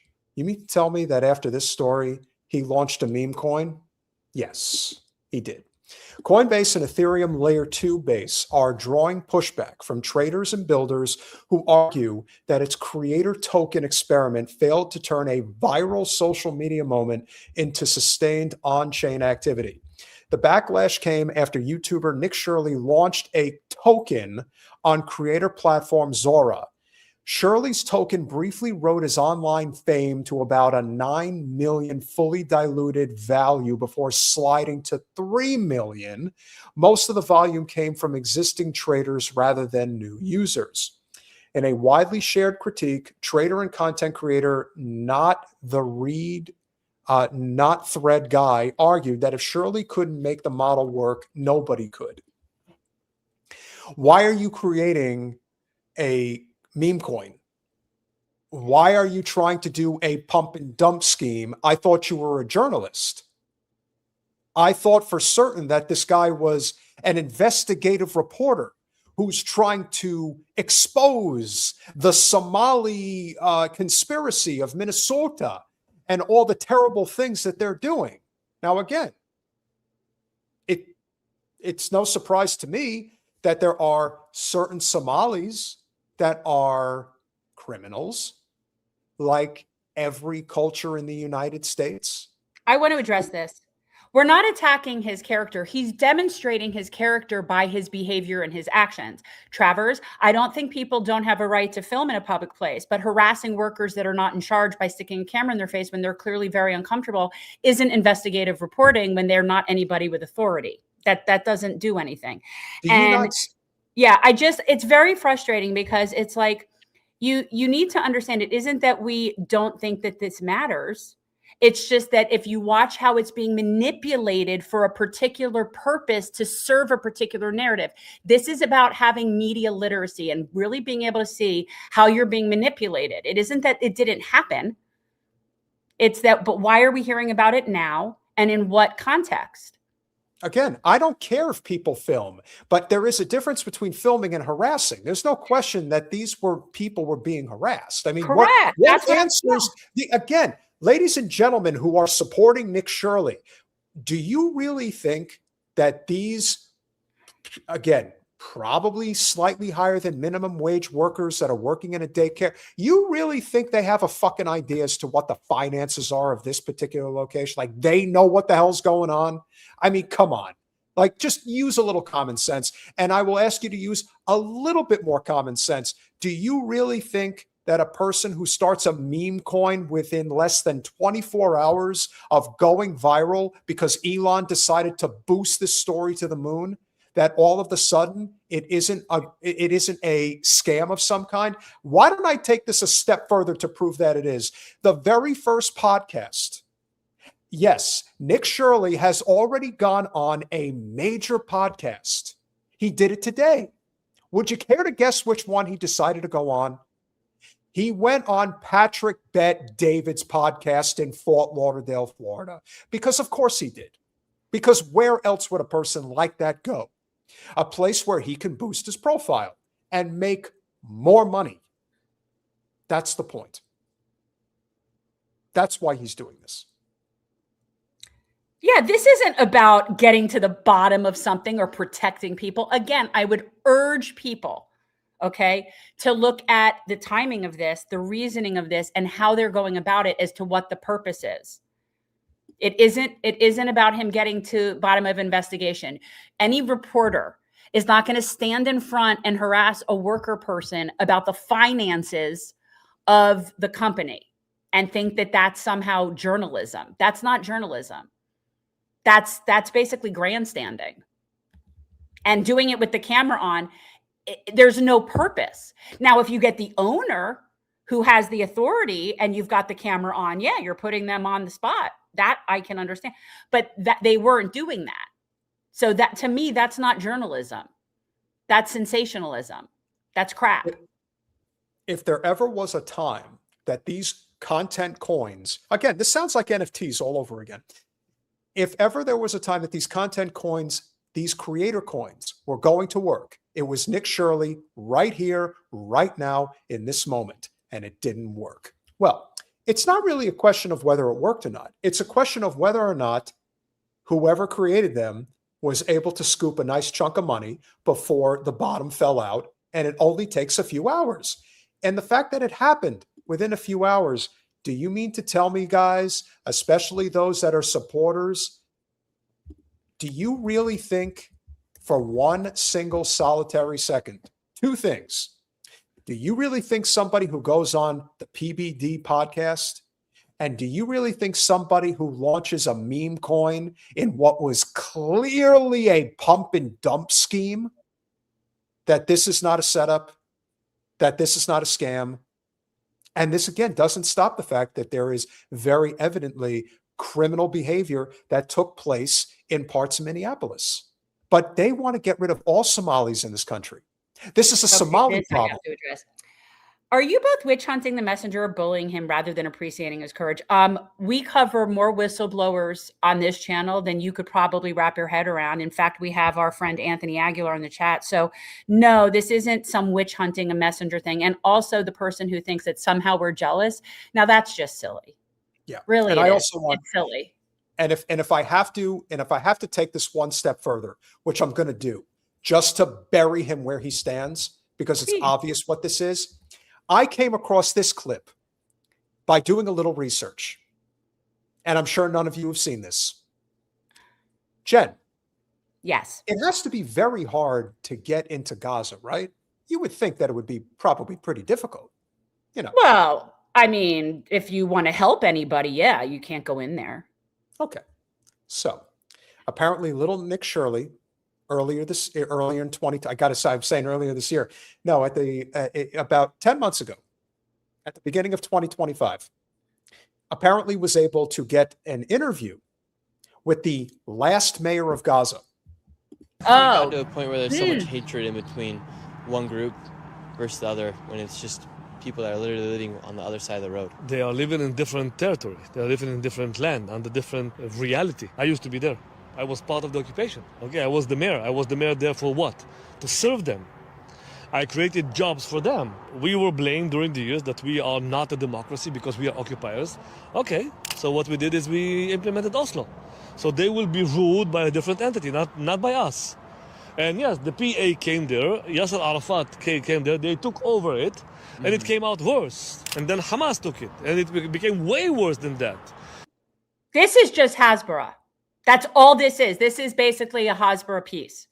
He's talking with, and the person that he's talking, whoever was the mayor of Gaza, and where are they now? Where are they in Gaza? That's where it was being, my understanding is that it was being filmed. If it wasn't, well, I can't say for, I know it was in Israel. I know he was in Israel. First of all, I've never heard of this person till today. I'm just coming in this completely unbiased and looking at the quality of what I would consider shitty ass journalism. I don't know him. I'm not jealous of him. He seems like a tool that's being used by the Zios. That's all it is. I don't give a shit. It's gonzo journalism. It's gotcha journalism. And in this case, he's interviewing somebody who clearly they set up for him to speak to. Of course. He's in fucking Israel. Are you kidding me? You know what? Yes, I am attacking his character. He's a piece of shit. He has no character. He's a piece of shit. He's working for ZIO-genocidal tools. So fuck him. And Smokey, let me make one thing very clear to you, okay? Whether you think this guy is some innovative journalist or not, you know how I can prove to you that he has no integrity and that he has no character? He started a pump and dump meme coin scheme within 24 hours of doing this. You know what happens when you start a coin? The topic of fraud. So this is the portion. So hold on, time out, Jen. Time out. Yeah. So basically, what this guy just did was tell on himself. He exposes a fraud of 1.26 million. They say it's 110 million over several years and several businesses. This guy just started a meme coin, boosted it up within a few hours to $9 million, and then magically it dropped all the way down to $3 million. You know why? Because it's a pump and dump scheme, because somebody went in there, grabbed their loot, and got the fuck out. That's how it works. So don't you ever say that Nick Shirley has integrity, because he doesn't, because he attached his name to this shit. And if you think he's not in on it, need I point out to you that the very first major podcast that he goes on is the PBD podcast. He goes on with Patrick fucking Pyramid Scheme David, Patrick Bet Star of David. That's who he goes on with. Come on. So he's just completely not a credible person. So when you want to know if I'm looking at someone's character, to the extent that somebody projects themselves as a journalist or a truth teller. So for example, I know Jordan Cheriton. I know him personally. I know that he has amazingly impeccable character and is a very honest person and is in this for the right reasons. And that actually does impact the quality of his journalism, right? So when you have somebody of poor moral character and they're supposedly reporting truth, but they're cherry picking based on whoever is sponsoring them, which in this guy's case is clearly Zios, then that is not somebody of good character. And it is sure as hell not somebody that's a good journalist. So there's that. Let's hear how much more Hasbro they have to spew. And then ISIS entered Gaza. You know, one of the things that I want to be clear about is the evolution of evil. Because when people say Hamas is ISIS, they flatter Hamas. It's a compliment. They flatter ISIS or Hamas? Hamas. It's a compliment to Hamas. What happened to them is that they are an entity worse than ISIS. Hamas is worse than ISIS. Yeah. If that's not Hasbro, I don't know what is. This guy is a plant. He's one of the people that when we talk about Palestinians, that they're like the capo Jews. It's what he's a capo. That's what I would have been like, that's what we would have been called if you're the ones that stand against your own and help the oppressor against your own people. He is just a tool. Yeah. That's it. That's who gets put in those positions and in occupied places. The people that gets put in positions in occupied places are tools. The result of Nick Shirley amplification is defending all daycare in U.S. They mean defunding. Defunding daycare in the U.S. Correct. That's correct. Because even ISIS in Iraq, in Afghanistan, in Idlib, they raped women. We know that. But not 25 terrorists on one woman. They raped women. We know that. Yeah. But they didn't cut the breast and played football with the breast that they cut. They raped women.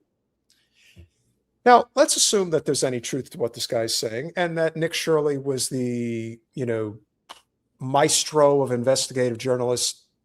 He's not asking any questions. He's not coming prepared with any rebuttals. If he were a real journalist, they wouldn't have let him in. Correct. Yeah. If the only reason he's allowed there is because he's not a journalist, he's a tool. That's correct. What other possibility? How in God's name could a kid with no reputable agency behind him? He's not working for Drop Site News. He's not working for any of these organizations. He's working for Larry Ellison. Well, I mean, listen, he's working for Elon Musk. We know that much because Elon is boosting him. He is giving 100 million views for what this guy put out there. Of all the stories going on right now, and this is the one that he gets, Why? Why would this guy get it? Like I said, this is not to absolve people who have committed fraud. No. This is a clear-cut example of a psyop. Oh, yeah. That's what this is. Yeah. Doesn't mean that Nick Shirley doesn't have some talent, but let me tell you, I watched several of his interviews over the past day. I'm sorry to hear that. My sympathy to you. He's not that talented. And let me tell you, from what I've seen, and again, this is the first time, not impressed, certainly will not be looking further into his investigative reporting. We know that. But they didn't. But they kept her alive later on, or they killed her with a bullet in the head and not the bullet between her legs, or we found her with open legs, burned. They killed, and we've seen executions that they succeeded to cut the head of somebody, but they never cooked a baby in an oven. Okay, that's the difference. So when you say they are ISIS, you flatter them. So basically, what this guy's doing is getting in front of the camera and preaching October 7th Hasbara. Yeah. This is the last mayor of Gaza, last mayor of supposedly was somebody who supported the Palestinian people, right? Yeah. Okay. So no pushback saying, well, you know, we've heard some really bad stories about the IDF and the things that they're doing. Yeah, nothing. He has nothing to say. If this guy... Well, but if this guy, this former mayor, was actually somebody that was part of the resistance and was part of fighting for his fellow Palestinian people, he would have never been able to be the mayor. No, definitely not. So now you have seen, and we will run this through, you have seen that Nick Shirley is aiding and abetting the Zio state. That's what this is. This is stenography. This is not journalism. They are more evil than the devil. And I'm not a guy that you can blame historically that I have something against them. I was the mayor of Gaza. I'm the only IDF officer that they honored me and they named a kid after me. Did I hear that correctly? Let's play that one more time. Wow. Just so in case you didn't hear what he said. Of Gaza. I'm the only IDF officer that they honored me and they named a kid after me. It's an honor. So he's an IDF soldier. Oh, I had no idea. Or is he saying an IDF soldier named their kid after him? No, he's saying I'm an IDF soldier and someone named their kid after me. It's an honor. Yeah, it must be. Honor. And I cannot tell you today what I feel. It's that I don't hate them. I just feel nothing. And, you know, I'm sure they feel nothing for you but hatred and loathing. Because, by the way, the people in Gaza, they take care of their own traitors there. So he's clearly, wherever this was taken, it clearly was not in Gaza because, yes, like you said, there would have been street justice for that guy. Which is I why would think so. That he does. That's why I was asking where this is, because the people in Gaza have definitely been... They know who the people are that have been working against them and working for their oppressor. Do we hate the IDF? That's a good question. Well, first of all, we call them the IOF because they're occupation forces. They're not defensive forces. They don't defend anything. Yes. And I would say to say that we hate them is an understatement.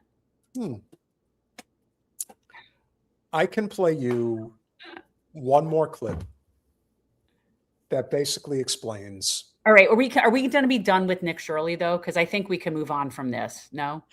Well, we can. The one thing that I wanted to point out was that there apparently is a video that I saw from Adam Media, who I happen to like. He does a good job.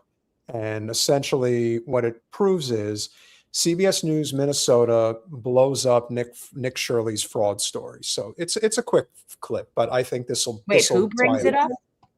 CBS News Minnesota. Oh, okay. This is ABC Learning Center in Minneapolis. They have to learn ABC and numbers. Director Ahmed Hassan gave WCCO a tour after finding his daycare in the national spotlight. All right, we've arrived to ABC Learning Center.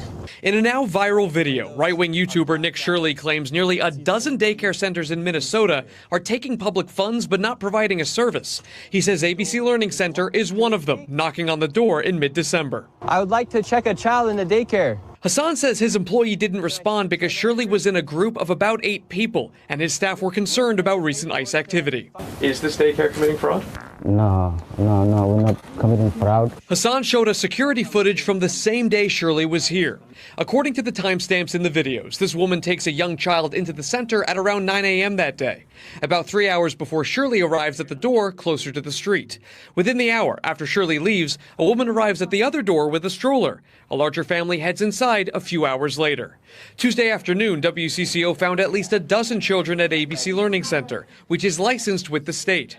Records show Minnesota officials last visited the daycare in November, noting some corrected and ongoing violations related to day-to-day operations, but no record of fraud. What did I do? I'm just a typical human being who wants to live and do the right thing. I have kids to feed. Umi Hassan, the daycare's current owner, believes these latest fraud accusations are political. Both she and Hassan are Somali Americans. We pay our taxes. We do whatever we can to be a law-abiding citizen. At the same time, when one Somali does something wrong, we all get collective punishment. With Shirley's... And that's it. Collective punishment because they're Somali. And again, this whole method of investigation is so unprofessional because you're hanging out outside of a daycare center where people are bringing their kids and dropping them off. And no daycare center is going to let you just hang out around their kid. Like, it's completely an inappropriate way of doing an investigation into the finances of this business, which again, I go ahead, investigate their finances. This is just sensationalism, though, what he's doing here. Video now approaching 2.3 million views on YouTube alone. They say they are getting nonstop phone calls harassing them. I was looking for a place for my granddaughter. With many of those calls attached to out-of-state phone numbers. They normally say, knock, knock, we're gonna come. You're gonna arrest, something like that. Hassan says they turned over attendance records to comply with the Department of Homeland Security request. They're now waiting to hear back. CBS News is reviewing records related to the same daycares. All but 2 have active licenses. And Aaron, while the active places have violations related to safety or staff training, there's no recorded evidence. Exactly. There it is. No recorded evidence. I don't care if they're from another planet. Doesn't matter to me at all. I don't care where they're from. It's irrelevant. What is an American after all? What is an American? I could. Well, I have my. I'll tell you who is an American. You know who's an American? Apparently, Who? and a very sick American, a very talented one. I'm not going to say he's not talented, because he was the star. He was an A-list actor for many years. Who? And I thought that House of Cards. Okay, was we're back one of with the best Spacey. shows ever produced. And where do you think good old Kevin Spacey was spending New Year's? Where would you Tel think Aviv. Tel Aviv. Tel Aviv. Yeah. So what's an American, my friend? Apparently, this is an American who found his way to a country that accepts pederasses.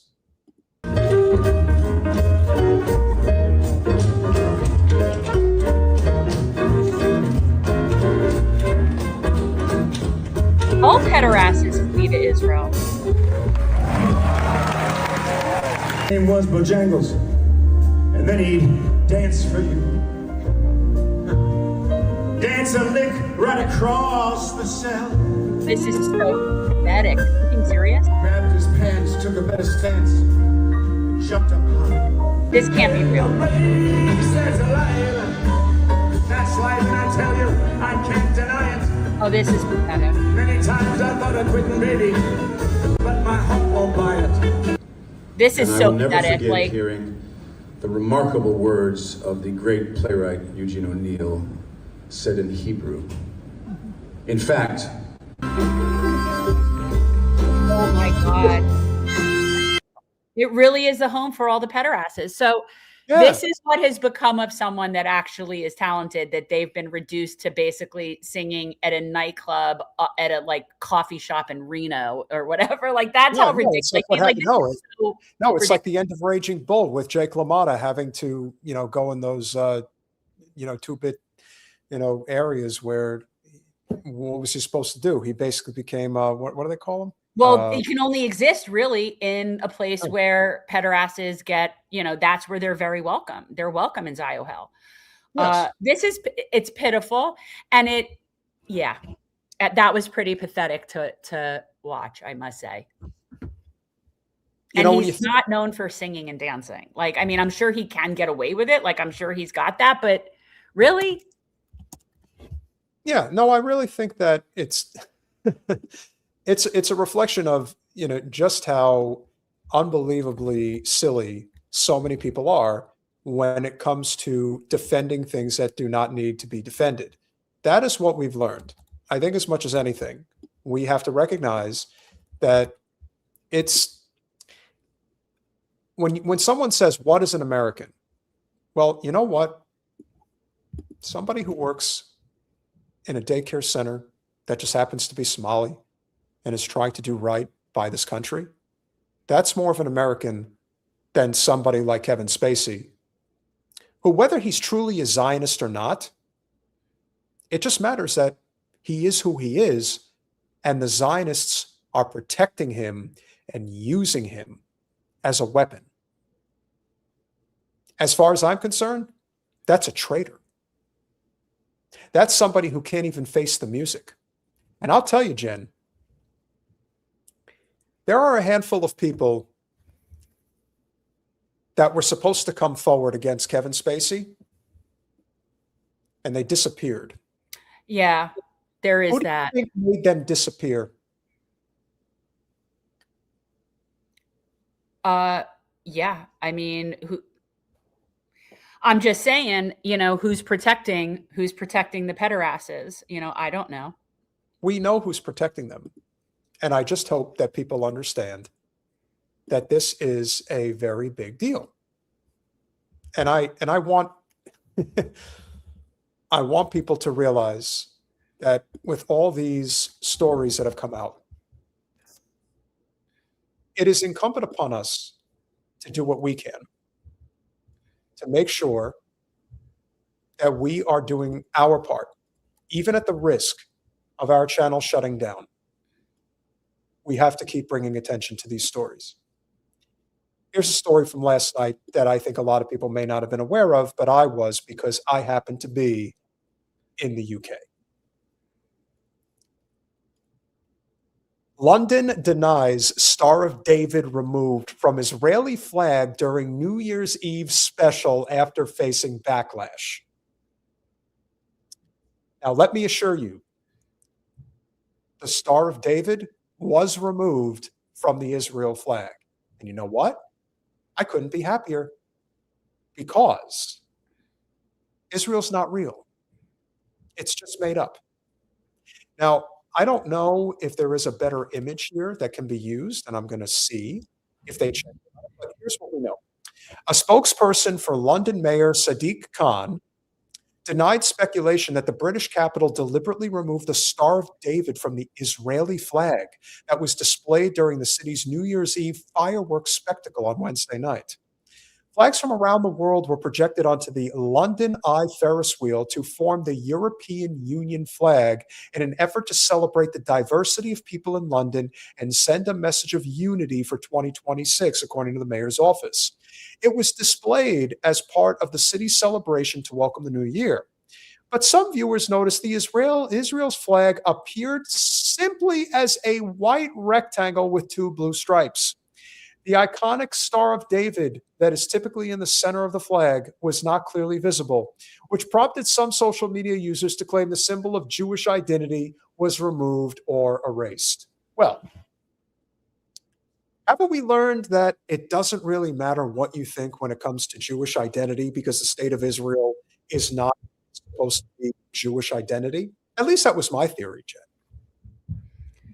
Yeah, I mean, I don't understand why they've ruined The Star of David, right? The Star of David shouldn't have a meaning, the same meaning as a swastika does now, but it kind of does. That's just where we're at. However, City Hall quickly released a statement insisting the animated flags were very small and moved too quickly to appear to clearly to all viewers. The visibility issues affected other blue and white national flags as well as that were included in the sequence, including those of Guatemala, Argentina, and Honduras. And what does that tell you? Forever the victim. Oh, yeah. Forever the victim. Now, is this real? Maybe. It's certainly possible. I think you can surmise whatever you want. I mean, I don't understand the point of even having it. You know, they shouldn't have it at all. I don't understand why it needs to be there, but yeah. Now, of course, the Zios went absolutely bananas, as they always do, forever the victim, and complaining that of the 181 flags that were displayed on this night in London, that they figured out that, oh, our flag isn't displayed. Maybe, just maybe, people have had enough of you. They've had enough of your bullshit, and they recognize that this is just an unforgivable offense at this point. You are running out of real estate. You are running out of places to go. And this is just a prime example of even a subtle way of sticking it to you. And you turn this into a huge story about how they're anti-Semitic and they hate Jews. Everything's about hating Jews. Right. No, everything is about ending your state for committing genocide. And your state will end. Not if, but when. That's a fact. Yeah. So let them sue. Sue for what? I don't know. But that's how they roll. That's how they roll. And so whatever. When we think about, Colin, I need the Mondo Weiss. I need the, we're gonna share our Zionists of the Year list. So who truly stood out in the year 2025? Who are the people that we can look back on now and say, oh yeah, that definitely struck a chord? I mean, remember, we had our poll. But we called it the actual anti-Semite of the year because it's causing so much Jew hatred. And I believe it was Miriam Adelson was who won our poll. They are definitely a diaper force for sure, because they shit their britches the second somebody who actually is competitive on the battlefield, like they are.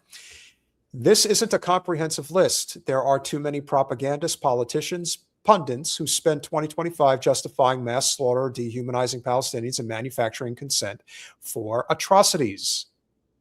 But let's take a look at the list anyway. Who do we have? Let's look at the Zionist of the year.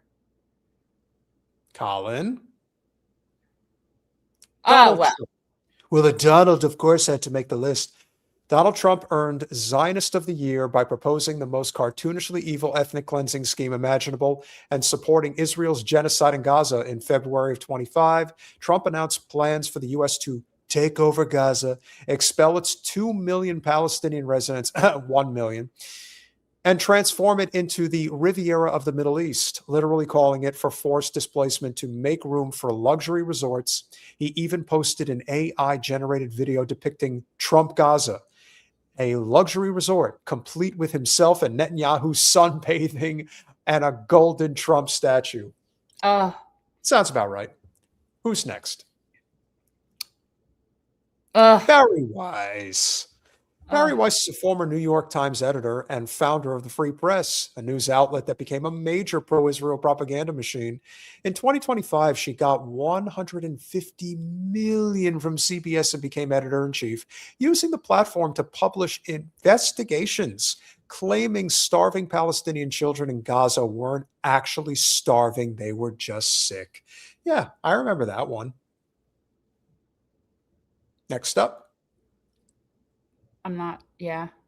The New York Times. earned Zionist of the Year by serving as the propaganda arm that makes mass killing acceptable to Americans. Hey, I thought that the New York Times was the pro-Democratic Party rag.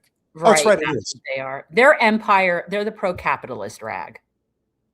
Over 300 writers signed a boycott letter warning that the Times has played a crucial role in maintaining the death machine of Israel's bombardment, starvation, and apartheid in Gaza, refusing to publish in its pages until it revises its own history of support to genocide.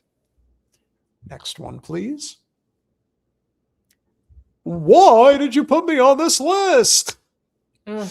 Jerry Seinfeld has secured his Zionist of the Year award after telling Duke students that the Ku Klux Klan, a white supremacist terror group organization with over a century of lynchings, church bombings, and racial terror under its belt, is actually more respectable than people saying free Palestine.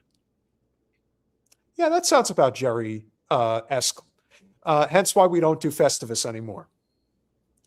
Next up, Colin. John Fetterman and Randy Fine. John Fetterman earned Zionist of the Year by being Israel's most shameless Democratic cheerleader. Pennsylvania senator said he loved Israel's pager attack on Hezbollah, a bombing that killed at least 20 people, including children, and even giddily accepted the silver-plated beeper as a gift from Netanyahu. Randy Fine clinched Zionist of the Year by being the most cartoonishly bloodthirsty member of Congress. The Florida congressman arranged for regards from Randy Fine to be written on artillery shells fired at Gaza. And after Palestine remains were returned in February of 25, declared there's no such thing as innocent Palestinian civilians, calling them demons that live on earth.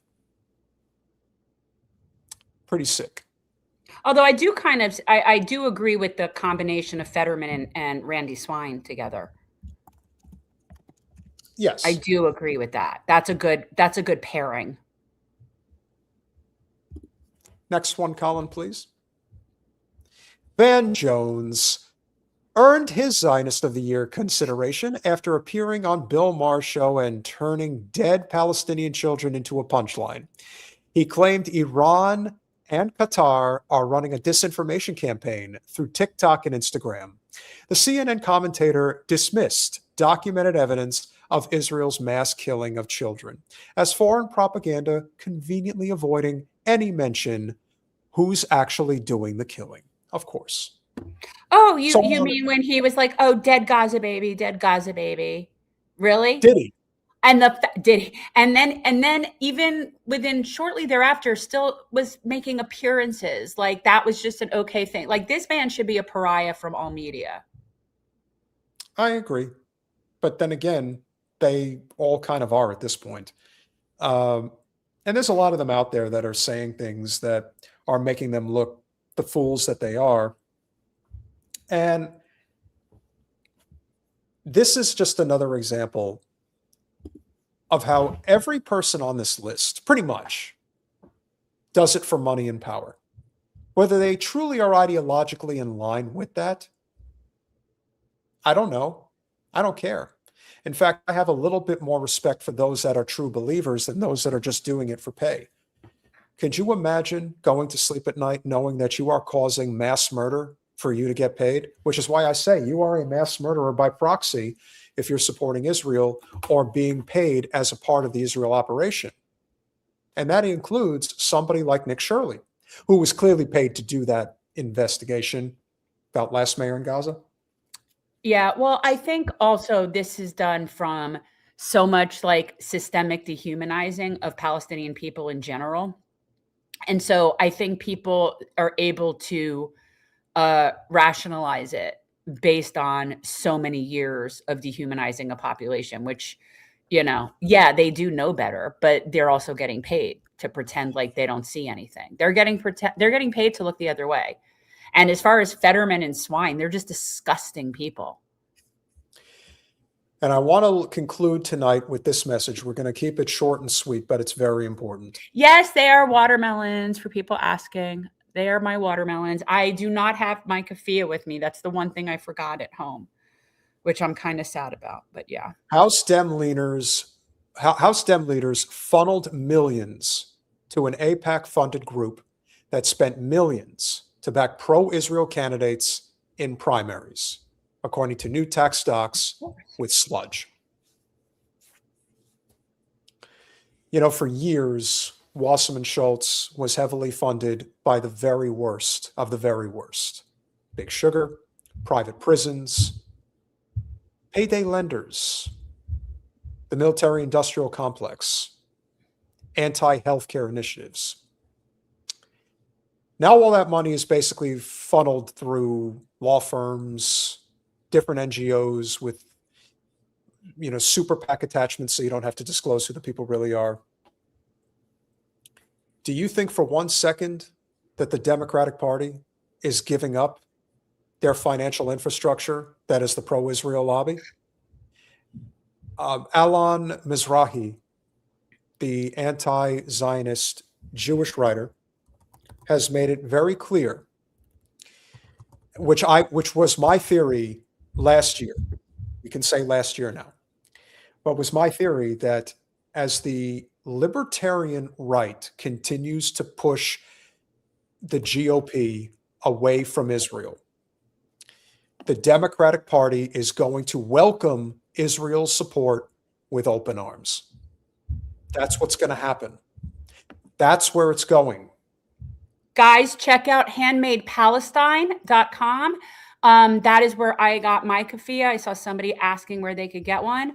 Handmade Palestine works with or is run by Morgan Cooper, who we have watched on this channel, and they are solid. So I recommend and honestly, they have some really cool stuff there too, besides keffiyehs. This is a pretty short read, so I'm going to pull it up. Okay. Oh yeah, he runs the Mizrahi perspective. I've watched his channel. Yeah. So Mizrahi is convinced that the switcheroo is coming in 2026.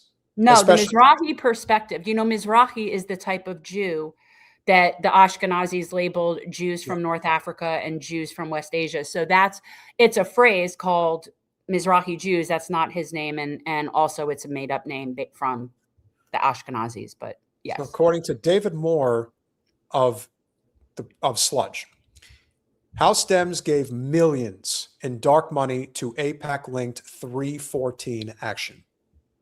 And that's just one. A nonprofit controlled by House Dem leaders gave $2.5 million last year to a group that was funded by AIPAC as it unleashed spending in Democratic primaries, according to a recent tax return. The 2024 donation from HMF, the House Majority Forward, to the nonprofit 314 Action. You see how they wash money, guys? You see how they do this? You see how they make it so that you can't track it?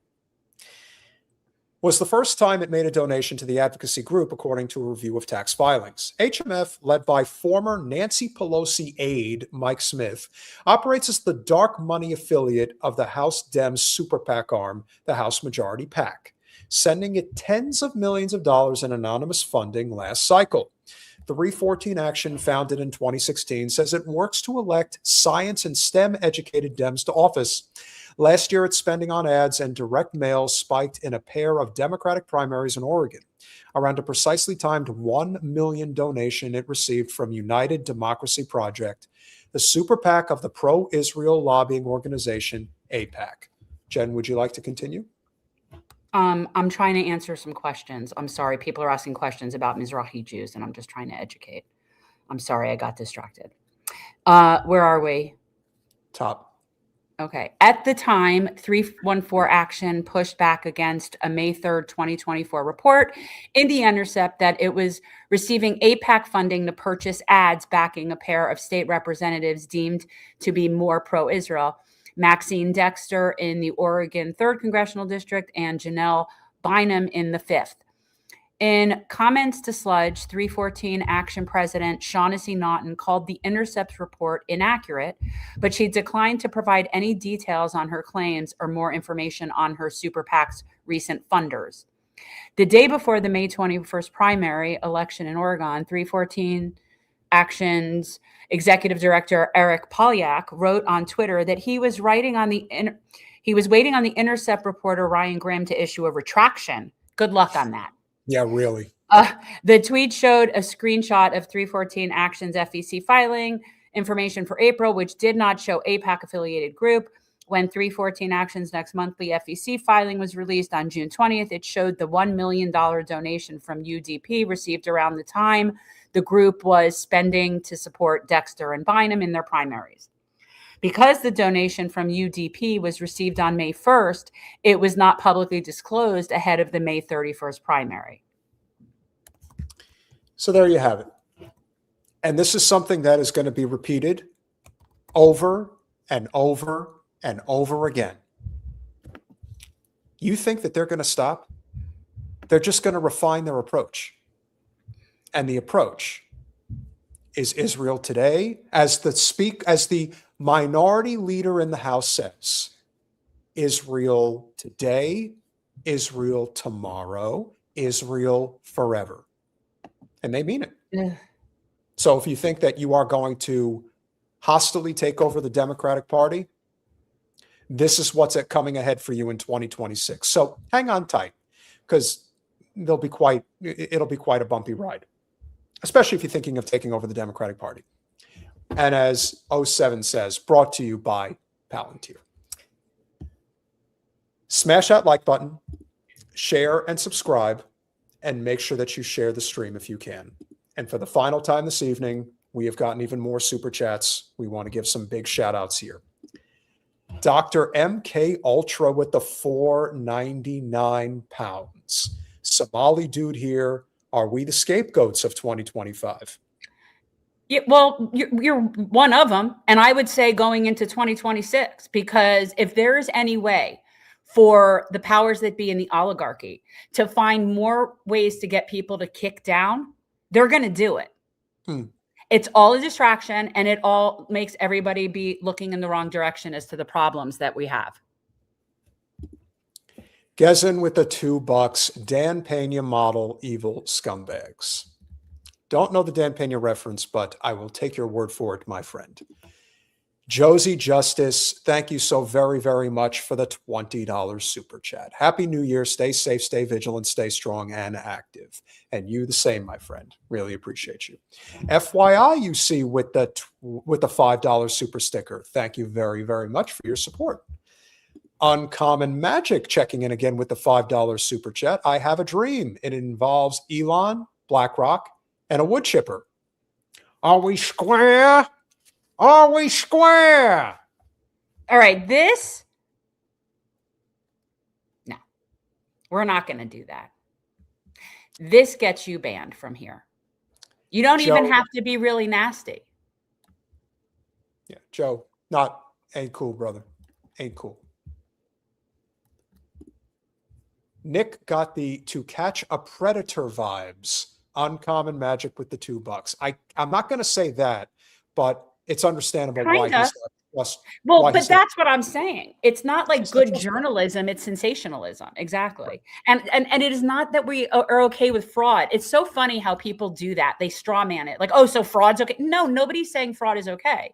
No. I'm just saying that douche is not getting to the bottom of the problem. No.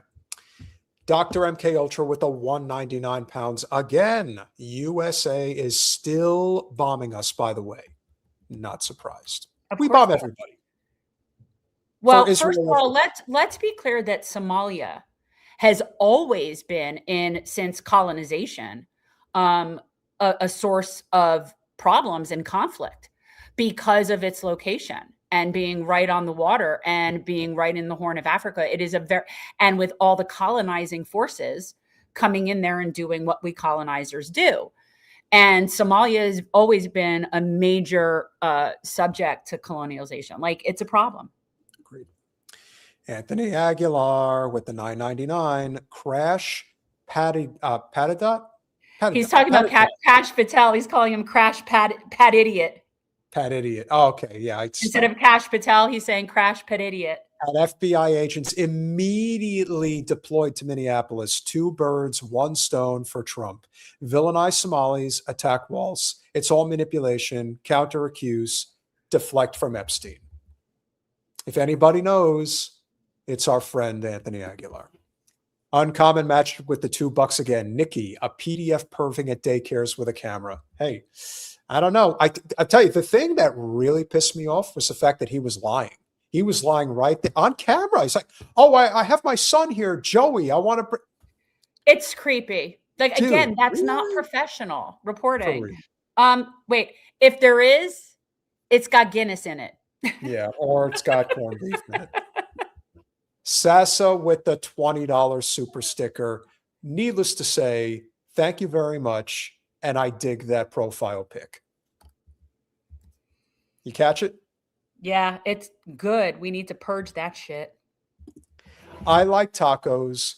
Member for 2 months. I recommend Wally Rashid for a special guest. Guess what? He's been a guest on our channel. I know the name. Wait, we've had him, right? Yes, Wally's been a guest. And we would have him again. Wally's Oh, been I doing really remember good. him. Oh, yeah, he was a cutie poo. He's not.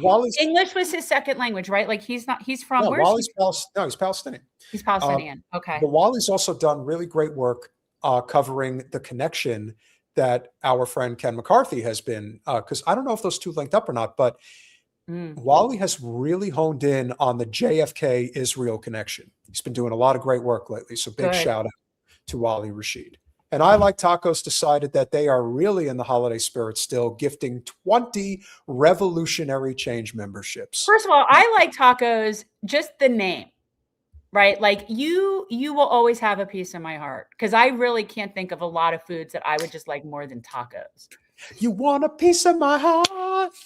You want to get from the start?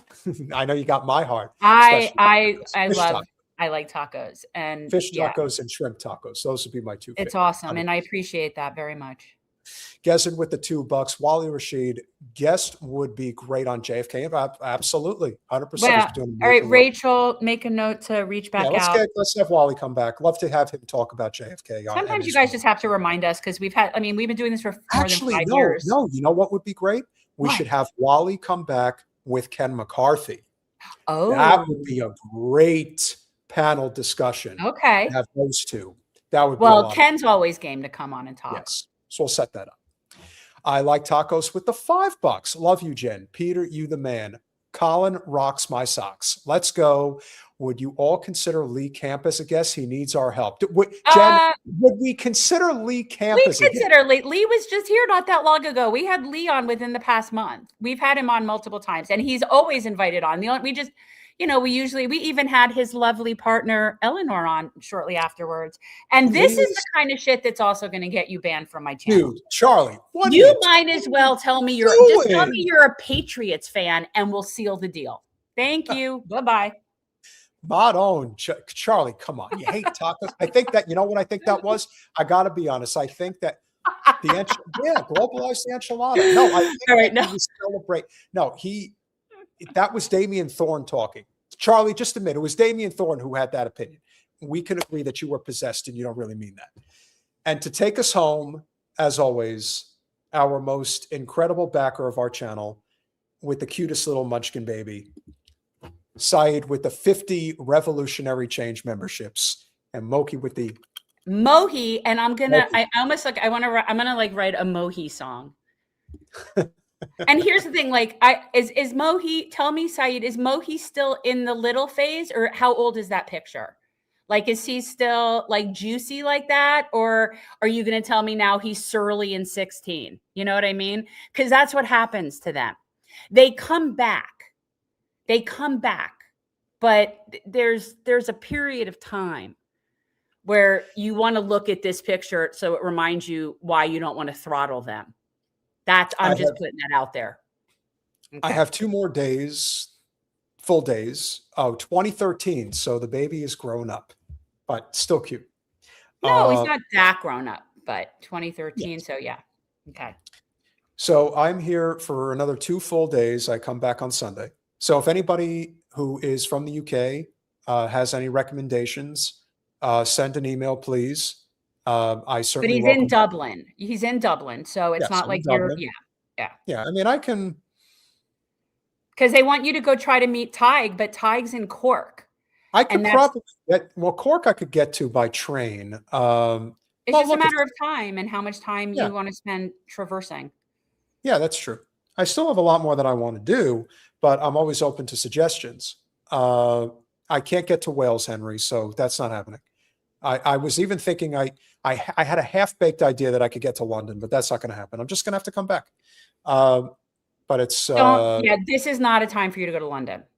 It just isn't. That's way too big. It's like you know how I always tell you, you have big eyes, small stomach? That's a case in point example of that. But that's also a reflection of me not having big eyes, small stomach. You're because growing. I'm going to do that. You're However, growing I am as a going- person. I so appreciate that. Oh, doesn't it make you happy? It does. I feel like I've done a good job here with you. I definitely have evolved for sure. Travers, the problem that I'm facing here is that I don't know how comfortable, and listen, I can drive, like I'm capable, but driving on the opposite side of the road. That's not why it's scary. It isn't scary to be on the opposite side of the road. The scary part is being on the wrong side of the car. Okay. That is, for me, was the hardest thing. And it isn't about that you can't do it. It's just, honestly, it's just by the time you go and rent a car and do all that, it's really just easier, depending if you can take a train. It's just easier and cheaper. So that's the thing. Okay, so it's not 12 Henrietta Street, it's 14 Henrietta Street. But yes, I've looked into it, David, and I probably would go take a look at that, just as kind of like a walkabout type thing. So so the day will be spent in Dublin tomorrow, and there'll be a number of things to do. I really would like to go on a hike somewhere. That's really what I would like to do. And yes, the clutch is on the left. No, the clutch is still on the left. If you have a standard, or the stick shift is also on the left. So the clutch is on the left and the stick is on the left.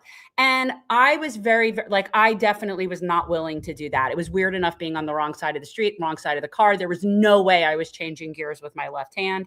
Like, the amount of rewiring my brain would have to go through to be able to undo learning how to drive a stick with my right, like that's not going to happen.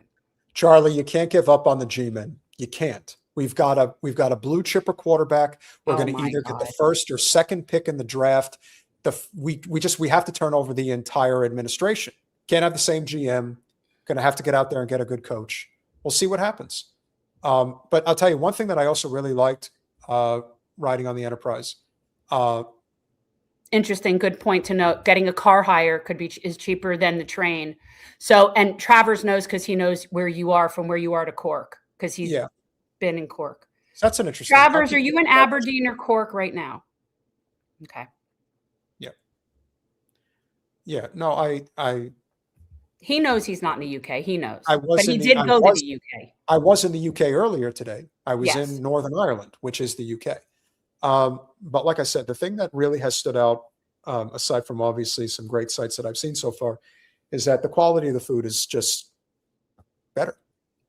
And yes, I It's can better. definitely drive a stick. Who can't?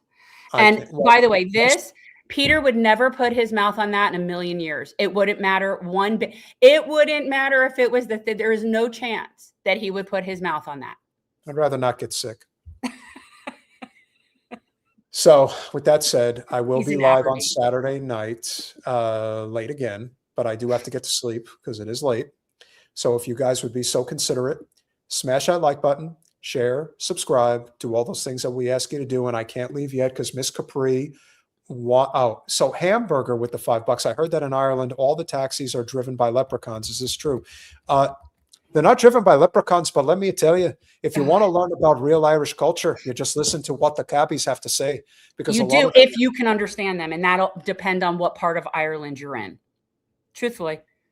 Yeah. I met people when I was in Dublin and I was at a bar getting fish and chips, because that's my thing. I met a girl who was in town for the night for a concert or something, and she was coming from Belfast. And there was another guy at the bar who was talking, and I don't remember where he was from. She didn't understand a word he was saying, and they were both Irish. Yeah. So there's a very diverse amount of accents. My favorite is Galway. That to me was the best. That was the best Irish accent to me, was Galway. The one place that I would have a chance to get to, if I'm going to take one more excursion, would be to Cork. That's my one shot. Go see I'm not Ty. driving. Yeah, I'm not driving across the state, but going to Cork is possible. It's probably about an hour and change. So I would say that that's a possible trip, and I'll keep that in mind as a potential. And you know, option. that's also on the water and has its whole own other pretty vibe as well. Yes, absolutely. That's part of the reason why I would want to go. He And still finally- won't kiss the Barney Stone, no matter how close to Cork he is. And finally, Miss Capri with the $10. Jen and Peter, thank you for your bright minds. An awesome show, exposing the truth. You're truly the best on YouTube. Happy 2026.